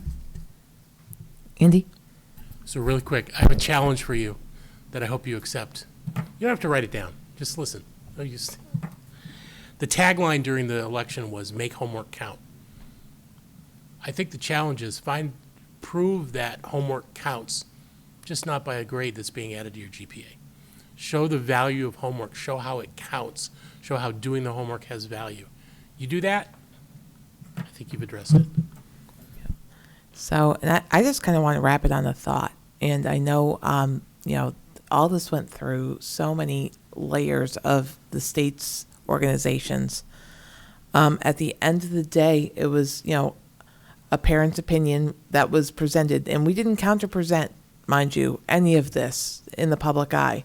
For the right reasons, we're not here to campaign against an issue of a petition warrant article. I think we did the right thing with approaching it the way we did. But in the same token, I think why we are doing what we're doing, why we didn't campaign against it out of respect for the community, and we do have that respect. We do know that what they voted on wasn't necessarily based on how things really are, so we have to take that into account. The campaign does not equate to the reality in which this district is being managed. And again, at the end of the day, what's the most important thing is, we are a governing board, and we do have some skin in the game. We do have some responsibilities, but not to the extent of our higher professionals, which are our superintendent, our assistant superintendent of curriculum, our administrators, our teachers. The student outcomes are on their shoulders, and we get to be fairly exempt of it because we are lay people. who have good ideas to govern, who are invested in good student outcomes from a different place, because we are not practitioners of education. But if we tied the hands of those that are tasked to produce those student outcomes, we have done a great disservice to our students. And if you look at our code of ethics, student outcomes is the number one goal we keep in mind as a board, and number two is the taxpayer. So and that's for a reason, because we're here to in support of educating students using the best resources possible from our community. So again, we have skin in the game, but we don't have the weight of the responsibility of our administration. And if we had tied the hands, based on an advisory article, which it was proven in courts that it was advisory, we would have been doing a disservice to the students to accommodate the misinformation that the voters got from an individual. And that would have been so irresponsible of us. So thank you for the continued communication on student outcomes. I think tonight's theme, and it was long because it has to be, Mark started with these very light agendas, and but it's because he was settling in, and I think he just got the scope of this role, and that's why these agendas have gotten so very rich. And I think it's leading us into a good place as we come into budgets, why we do what we do and how we're going to be able to get it done. So I think, we're setting up for a very, a good budget season, but at the same token, I think that we are setting ourselves up to really understand the future of Merrimack, knowing that the leadership has taken a bit of a shift and where that's going to take us. So it's a long meeting tonight, but a good meeting tonight, and you have another agenda item next. So I think that's why you buffered the two. But so I'm going to move on as you are moving over to item number 8, which is the consideration of restructured human resource office.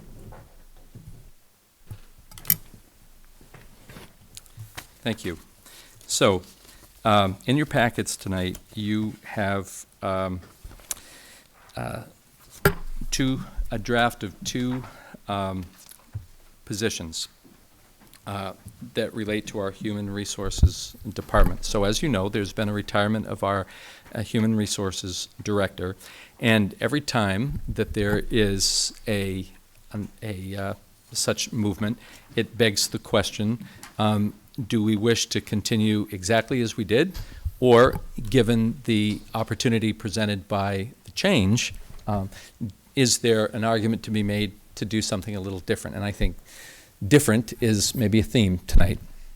And so we've had an opportunity, John, Matt, and I, and folks in our office, to really contemplate over the last few weeks about what it would mean if theoretically we didn't necessarily rehire a director of human resources.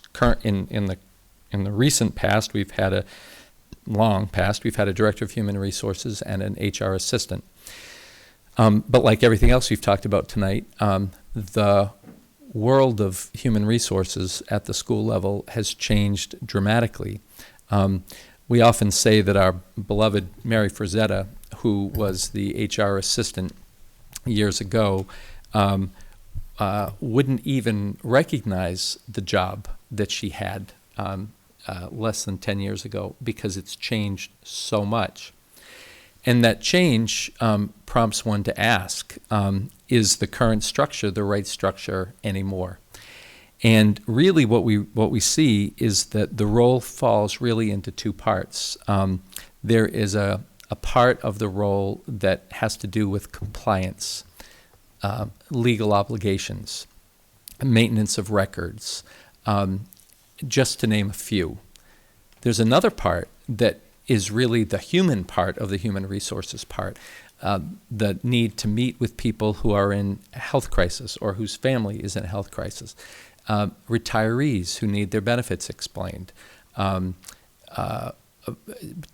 discipline, contract negotiations, and the like, and the like, and the like. There are just lots of components of this job that seems like they don't necessarily anymore fit into one role. And so what we are proposing is a restructuring of the Human Resources Department to hire a Human Resources Manager and a Human Resources Coordinator. And again, the manager roughly deals with the paperwork, law, compliance, reporting side of the ledger, and the coordinator coordinates more or less things that relate to dealing with the people part of the job, conducting exit interviews with district personnel and so on, and you see it, and the like, and you see it all in the description. So what I'm prepared to ask the board tonight is whether it would take under advisement the proposal to hire replace the HR director with an HR manager and an HR coordinator. And in terms of budget impact, I would tell you that we would be able to hire both individuals within the current budgeted amount for the HR director and the HR assistant right now. So in other words, this proposal does not require the board to contemplate any more money. We would make these adjustments within the salary lines that we have for those two positions right now. And so I'm happy to take any questions that you have, but the goal would be to ask you to take this under advisement, and then perhaps in 2 weeks we'd have it on consent, unless you wish not to, and then we'd do something about it then. Hands from Naomi, and we're going to have the whole thing. So Naomi, Cinda, Brandy, Andy, in the order in which I saw the. So have fun with that. So I like very much the way that it's being reconsidered. There are lots of things. It's an opportunity to take a look at the entire role, and it's good to see that that's being done. The one question I would have is, would we lose, or would we not lose, any higher level expertise that a director or someone at the director level would tend to bring to the role when it's subdivided along people with, it sounds like, 3/4 of the training as their top point? So kind of like the question you asked earlier, and I said it could be. We've certainly contemplated that. What I would tell you is that we have a lot of talent in our office right now, and that's been proven by the fact that we have accomplished the things that we've accomplished in the last few months. And so I feel very confident about that. And I also feel confident that the folks that we theoretically would interview would come fully prepared with the skill set that we need. We know what we need. And I recognize the question, and I recognize why you ask it. And I say to you now, I don't worry about that. Although, to your other point, could we be missing something? Perhaps, but I know what we need. We know what we need, and we think we know how to find it. That was actually my exact question. In the example that I had for that would be one of the roles for human resources is to work with unions. And so the only item I could find pertaining to unions on this, the manager sheet, was to oversee, manage union sick banks. So I just wanted to get your perspective, because I had some of the same thoughts that Naomi did, and just how you see the department in this restructuring interacting with our teachers union. So there are actually, I'll expand that to include the support staff as well. And there was, both, exactly. And so what we clearly would do is we have personnel in-house right now who are more qualified than one might think to do that now. But we would clearly make the ability to work with the two associations one of the requisites for the job, and that would be a significant question. And the issue there really is around because in the previous role there was a lot of work around contract negotiations, and so we would want to hope to try to find someone with either that experience or that talent and inclination, but not just that. And on a daily basis, unions come into play when there is a potential grievance or when there's a potential violation of a contract, which many of us in the office are qualified to address, including the individual. And in some cases, it might be more suited to do that rather than to have it be solely in the hands of an individual. So we've thought about those things, and we certainly recognize the need for that. And we think that we'll be able to find someone who has that experience, but also relying on maybe more on people who haven't exercised that muscle as much, who really can. So is there any, having brought that particular item up, is there anything in these role descriptions that would need to be updated? These actually are updated. What these represent are the best that we can do right now to look at the current role descriptions for HR assistant and HR director, literally go through it with markers and say who does what. So pink marker for HR assistant, blue marker for HR director, and then look at that and then say, since these were developed, what are additional functions that aren't included here that need to be listed? And then we listed them, and then we said, and who might those belong to? I'll give you an example. We really want to automate functions of that department more than they've been before. That reliance on those systems you would find nowhere in any job description. So we added those and then determined that for the most part, those would fall under the discretion of the manager. And so what you see before you is fresh and recreated for this purpose. That's a combination of what we currently do plus what we need to do, and then siphoned off to the two roles. And then you see the assistant reporting to the manager directly? The coordinator? The coordinator, I'm sorry. Yep. The coordinator, I said the wrong. Yes. Getting Well, it's kind of, so it's, yes, in terms of hierarchy, and in fact, there was a flow chart that John developed, and in my haste to put things together, didn't make it into the packet. But I can provide that to you next time, but, or rather, before next time if you want. But anyway, of a flow chart of reports. And that's another thing that we really wanted to spend some time on. So these are kind of, imagine them as sort of lateral, with maybe just a little bit, the manager being slightly, more senior. But really, these are co-equal functions for the most part. It's more likely that the HR manager would have a more direct link to Matt, let's say, and to me than to John. But there are times when that person reasonably would respond to John, but the HR coordinator more likely is aligned to John, and so on. So we've worked those flows out. And they'll report to who?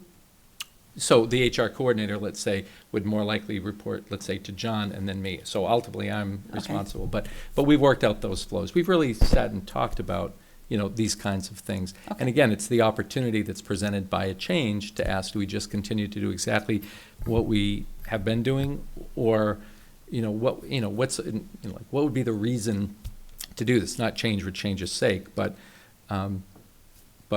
change because it seems called for. And so, being in the office and knowing what the needs are and how they've changed has prompted us to think this seems like a good idea. Okay. John, you want to add?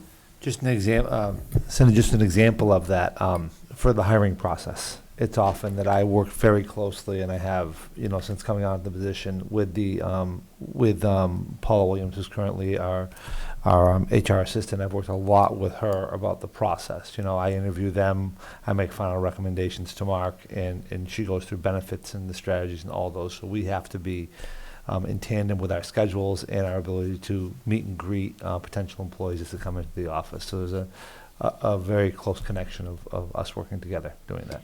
So I guess I want to be brutally honest regarding my concern. My concern is that I just want to make sure that you guys have the right strength there, and I think that maybe what Naomi was getting at, because you guys have big jobs to do. So I don't want some of those roles, my concern would be some of that role that you may start to absorb when you have other things that you need to be doing that are important for the district. So that's, just to be completely honest, that's my concern. Matt? Yeah, to kind of go along the same vein as what John was talking about,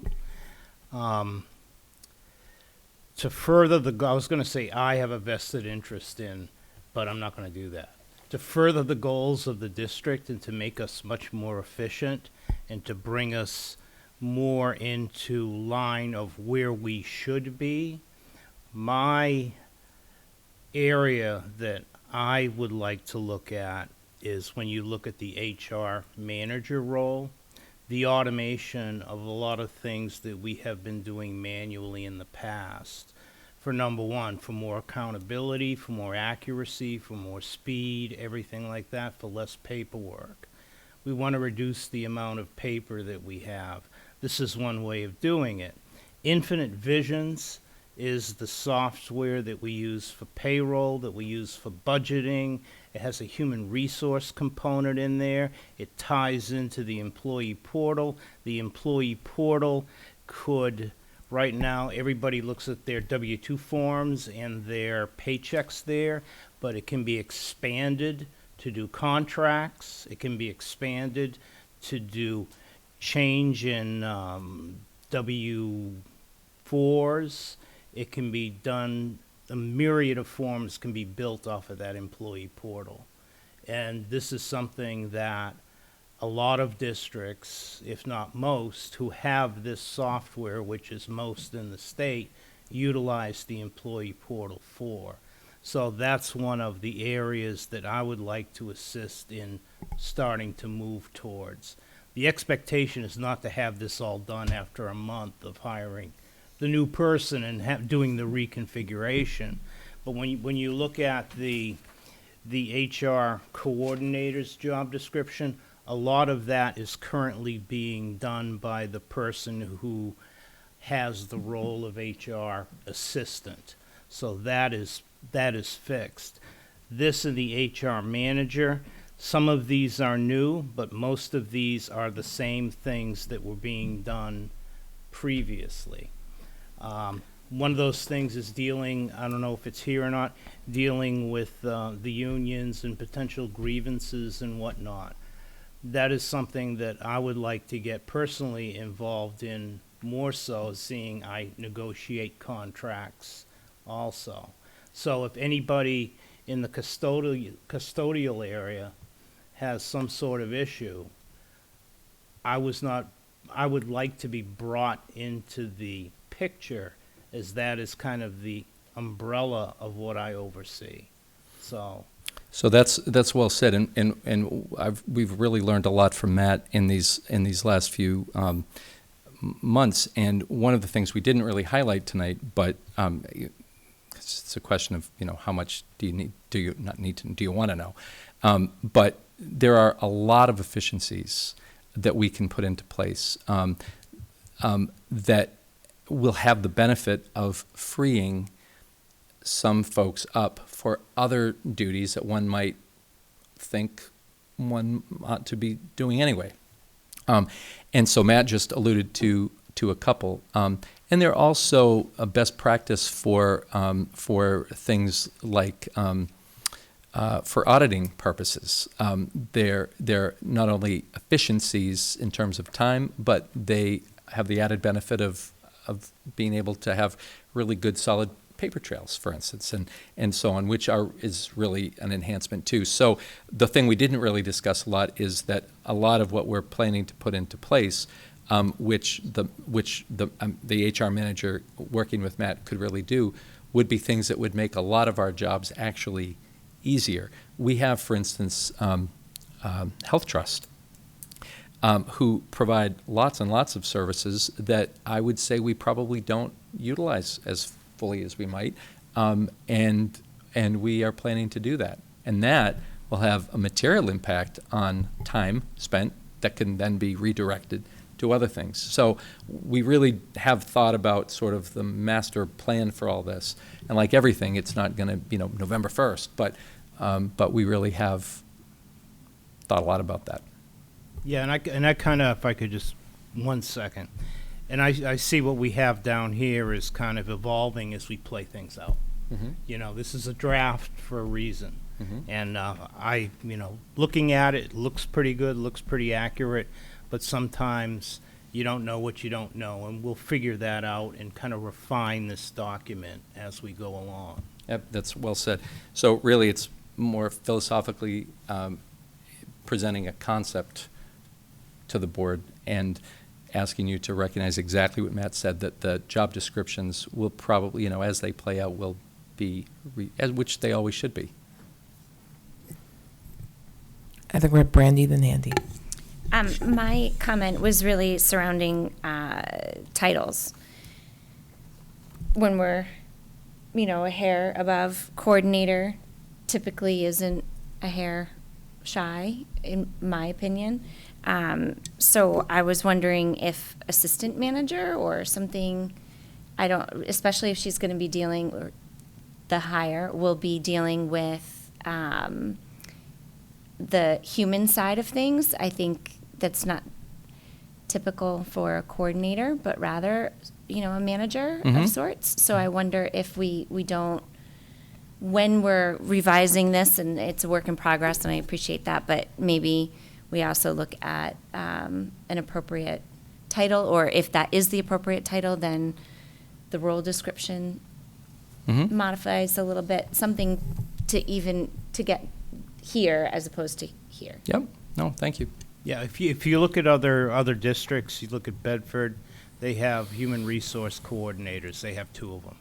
And then they have the human resource director, which we're going to be calling the manager. But that's kind of a common term in the industry. Well, let's certainly take it under advisement. Okay. And Andy, I think you were also up. Change the title of the last page to say Human Resources Manager and take the word systems out. Because when I read it, I said, oh, you brought in the person that you want to automate all the stuff that Matt's wanted. But then when I read further down and it started talking about disciplinary actions, I said, that's not a system manager position. So good point. Yeah. But it's just... That sounds limiting, I agree with you. Well, but the key is to make sure that a manager truly is doing the management things that's delineated, and then make sure it's clear, because a layperson looking at this would scratch their head a little bit. And I understand it's a work in progress. I get it. That's good. But just, take a double, triple. But in general, I support the dual concept, because the bottom line is, even though they're separate, there is some ability to be redundant across them, and 2 focal points is better than 1. So. Thank you. And I'm going to play off of that a little bit, that having that overlap and that ability to support the other role. I think we had, we had 1 person, and that's a typical 40-hour work. We can say typical because, nothing's ever typical necessarily. But the thing is, we're getting an 80-hour workload now every single week on average. So it gives us that opportunity as a district to be able to spread the heavy lifting, not have it all siloed into one spot. And I think by then there's a lot more that we can accomplish as a district to be able to be more present with staff. So you can go further with more people that all are under the same common department. And then, when it comes to refining roles and reporting systems and all that, I think that's going to come from just, once those 2 roles are filled, playing the strengths of each candidate that does fill those roles and say, where can we leverage the talent the best way to help the district and move it forward. That flexibility should always be there. But just I think having the 2 positions, especially with a district with our employee size, is going to create better ground coverage as well. So that's just something I wanted to add in. So that was my 2 cents for what it's worth. With my little master's in HR, but that's okay. We won't Wait, I'll bring it up. Okay, I just did. And on that note, are there any other questions? With none, what we'll do is we'll put it on consent for next time. Every consent rule is if something comes up and you want to discuss it further, we take it off consent, we make an agenda item. So we're on to item number 2, which is the housekeeping portion of the program, which is the approval of the August 26th, 2019 minutes and September 3rd, 2019 minutes. So I'll entertain a motion for August 26th, made by Cinda, seconded by Naomi. Are there any edits to the minutes? Cinda. On page 5, line number 183, it said Vice Chair Guglielmi pointed out that the school board had never received any notifications. I recall saying to my knowledge, or it was her understanding, that we had never received that. And then on page 6, Mr. Finley Rothaus, I was trying to remember if he mentioned being on town council, just for someone reading it. So, and I don't see that in here, so I would just make sure that it's either noted in parentheses or something, so someone reading the minutes might have that context. And then on line 202, it says that that was a mistake, and it says my opinion, it should be his opinion, as third person. Okay. With that, I will put the motion to a vote. All those in favor signify by saying aye. Aye. Opposed? None. Abstain? Motion carries 500. We're on to September 3rd public minutes. Entertain a motion to accept, made by Cinda, seconded by Andy. Are there any edits to the minutes? Cinda. Page 4, line 150, it says, basically, it was going up, I guess, to line 148. She also said that the plans had originally indicated there would be a garden or some greenery by the entranceway. And then I would just add to that, and she asked if this part was completed as well. Okay. And you had another? Okay. I think I have another one. Okay. Page 9. 9. Line 348. Vice Chair Guglielmi commented, we have, rather than she had heard. I think I said we have heard a lot of information at the meeting and asked if it might be time to revisit the logic model. And then at the end, I believe that Superintendent Mark McLaughlin agreed to at least review it.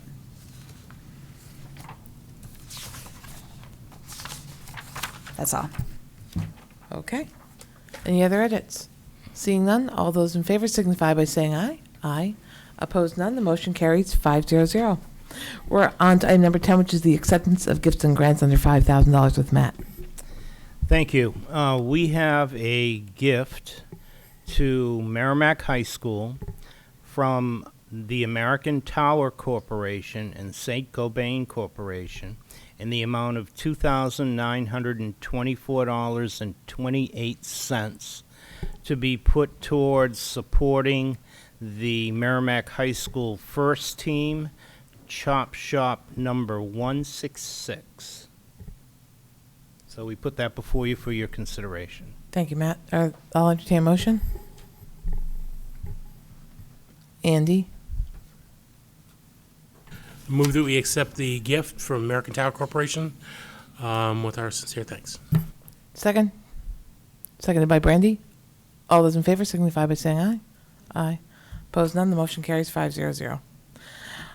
We are on to other correspondence. I will go first with correspondence, if you'll indulge me. On Friday afternoon, after our agenda was posted, after the packets were sent, the town council sent to us a memo of agreement so again, it's not in your packets, it's not on our agenda because it, again, came too late to do so.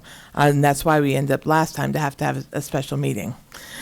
So the content is inconsistent with the motion that we passed at our special meeting on 10/26. The requirements we had in that meeting were the immediate ownership of the sewer line to be done by the town, the existing sewer line, a certificate of permanent occupancy for Merrimack Middle School, and we wanted involvement in the construction schedule where it impacted district operations.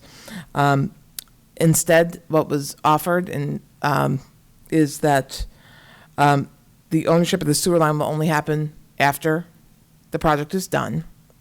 The certificate of permanent occupancy would also only be offered after the construction was done. And there was no mention at all about district operations and the impact that construction would have on it. So we're going to have to put it on our next agenda, which I don't recommend. I mean, I will do the will of the board, but I don't recommend another special meeting because it didn't do us any good. So our next board meeting will be October 7th. And so this will have to be tabled until then, unless, based on our meeting of the 26th, the town council wants to follow those guidelines and maybe put forth what we already voted and agreed upon in those 3 items, and then maybe we could revisit a document that actually meets our expectations, our motion, and our vote. So that would be the only way that I would even consider entertaining a special meeting to expedite the memo of agreement, meeting our standards to be signed. So that's my personal opinion. I will, of course, take the will of the board, but that's where we're at. And at a future date, we will get you the documents, but the legal counsel didn't get them until 4:30 on Friday. Cinda. Didn't we have, as part of that, our agreement, that a safety study? Wasn't that part of what we asked? That's something we want to do as a district. Oh, that's separate. Okay, gotcha. That's got it. what okay, thank you. You're fine. Are there any questions or comments? Andy? So just to be clear, if we don't hear anything, we're going to talk about this at our meeting on October 7th to explain why the letter that we got back from the town council didn't match what we said. Mm-hmm. If between now and then the town council decides to modify their letter, you may call a special meeting for us to take a vote on it. Because it'd be consistent with what we already vetted. Okay. So we will make contact with the town manager's office and let them know of tonight's brief discussion. Again, our inability to properly post, study, and vet the document because it came 4:30 on Friday to our attorney and it came to Mark's desk or Mark's email at 5:31 p.m. So again, ineffective way for us to be able to address this at tonight's meeting. So we could not properly post or study because we didn't have the documents or time to schedule legal counsel. Okay? Thank you. And I believe there's other correspondence, so I will, Cindy, your hand was up. Yeah, I had a parent reach out to me regarding the parking situation at the high school. I've spoken to Principal Putney. She and I will be in touch this week. I've also forwarded that correspondence to Mark McLaughlin and John Fabrizio, as well as Chairman of our board, Shannon. Thank you. I got it this afternoon. Is there any other correspondence to come before the board? Seeing none, comments? Comments from the board? Anyone on the left side? Keep forgetting to check over there. Seeing none, is there any new business to come before the board? Seeing none, committee reports. Are there any committee reports to come before the board? I think you have one, because I think you just got here from it, so I'll let you go first.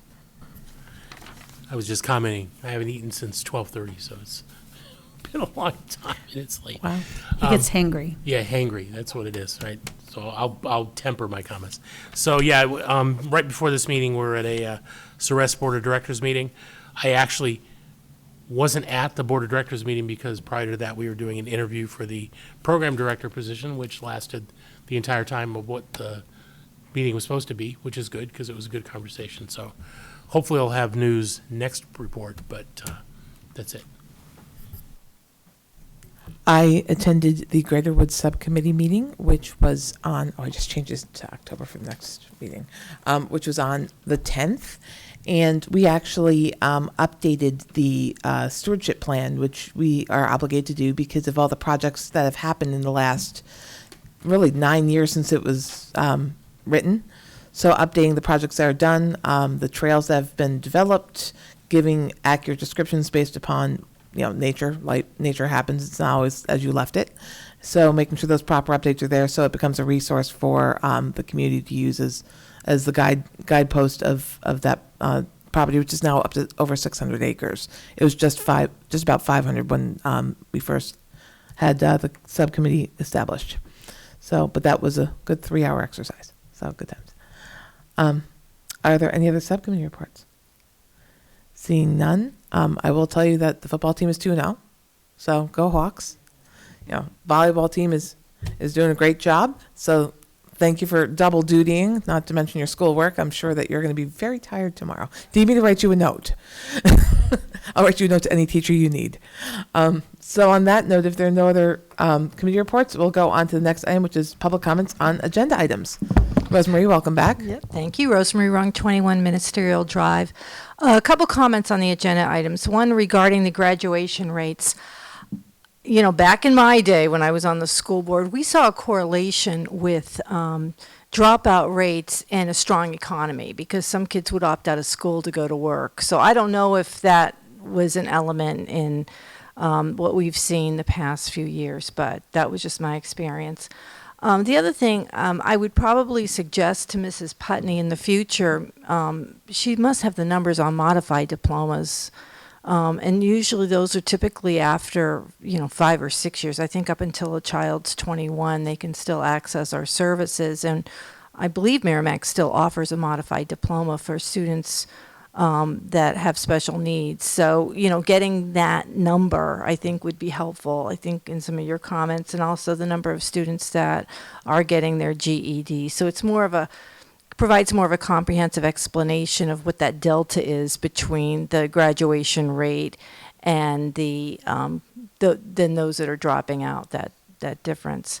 One thing I didn't really hear too much about some of the interventions to keeping kids in school was the role of parents and social services that are outside the district. And I think sometimes that might be helpful too, because usually if a kid's having trouble in school, they're at risk of dropping out, it's probably something going on with the family. And how do we deal with that? I mean, I think there was one comment, well, if we may call the parent in to talk, but I was just wondering if there was more proactive programs we can look at for engaging families and maybe working with some social service organizations on that. And then surveying students, maybe doing an annual survey about how satisfied they are with Merrimack High and what suggestions they have for retention.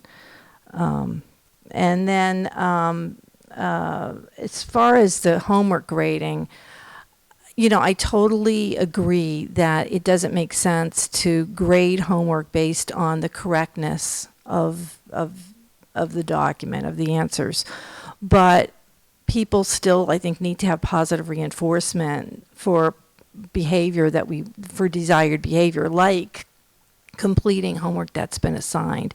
So I don't know, just food for thought, if we had some kind of a comportment grade or comportment feedback to parents that captures whether a student has handed in homework, if they've gotten to class on time, if they're respectful. There's so many behaviors that we want to support in a school setting that aren't captured in a grade. But is there some way outside of maybe a teacher comment that we can formalize that feedback more to give students and parents that positive feedback or that negative reinforcement that they would need to support the behavior we want? Thank you for your comments on communication, Brandy. Totally agree. And then to that end, it would be really helpful, especially sitting in the audience and watching a few PowerPoint presentations, if the district could adopt a standardized template or a branded template. So there's some consistency and best practices. I know some of the PowerPoints, there would be a white font color on a yellow background, and it really wasn't useful at all to people in the audience. I don't know if you have I guess more of a clearer view, and I don't know how it would be for people watching this on television, but maybe like a branded template. Maybe that's just my corporate experience, but it helps bring some consistency in messaging and adopting some best practices in visual communication. So that's it. Thank you. Thank you, Rosemary. And thank you again for coming as our state rep, and as well as Nancy. Cinda. Just along those lines, it just reminded me, could we get the materials put on our website as well, so that those people watching at home, if they can't read them, can at least access them? Thank you. Not today, but later, they'll be able to. Well, we're running out of today. Let's be honest. It's 5 of 11. So with that, if there's no other public comments, we are going to take a moment to sign the manifest. No, entertain a motion to adjourn. Made by Andy, seconded by Brandy. He was just a little faster. All in favor signify by saying aye. Aye. Opposed? None. The motion carries 5-0-0. Thank you and good night.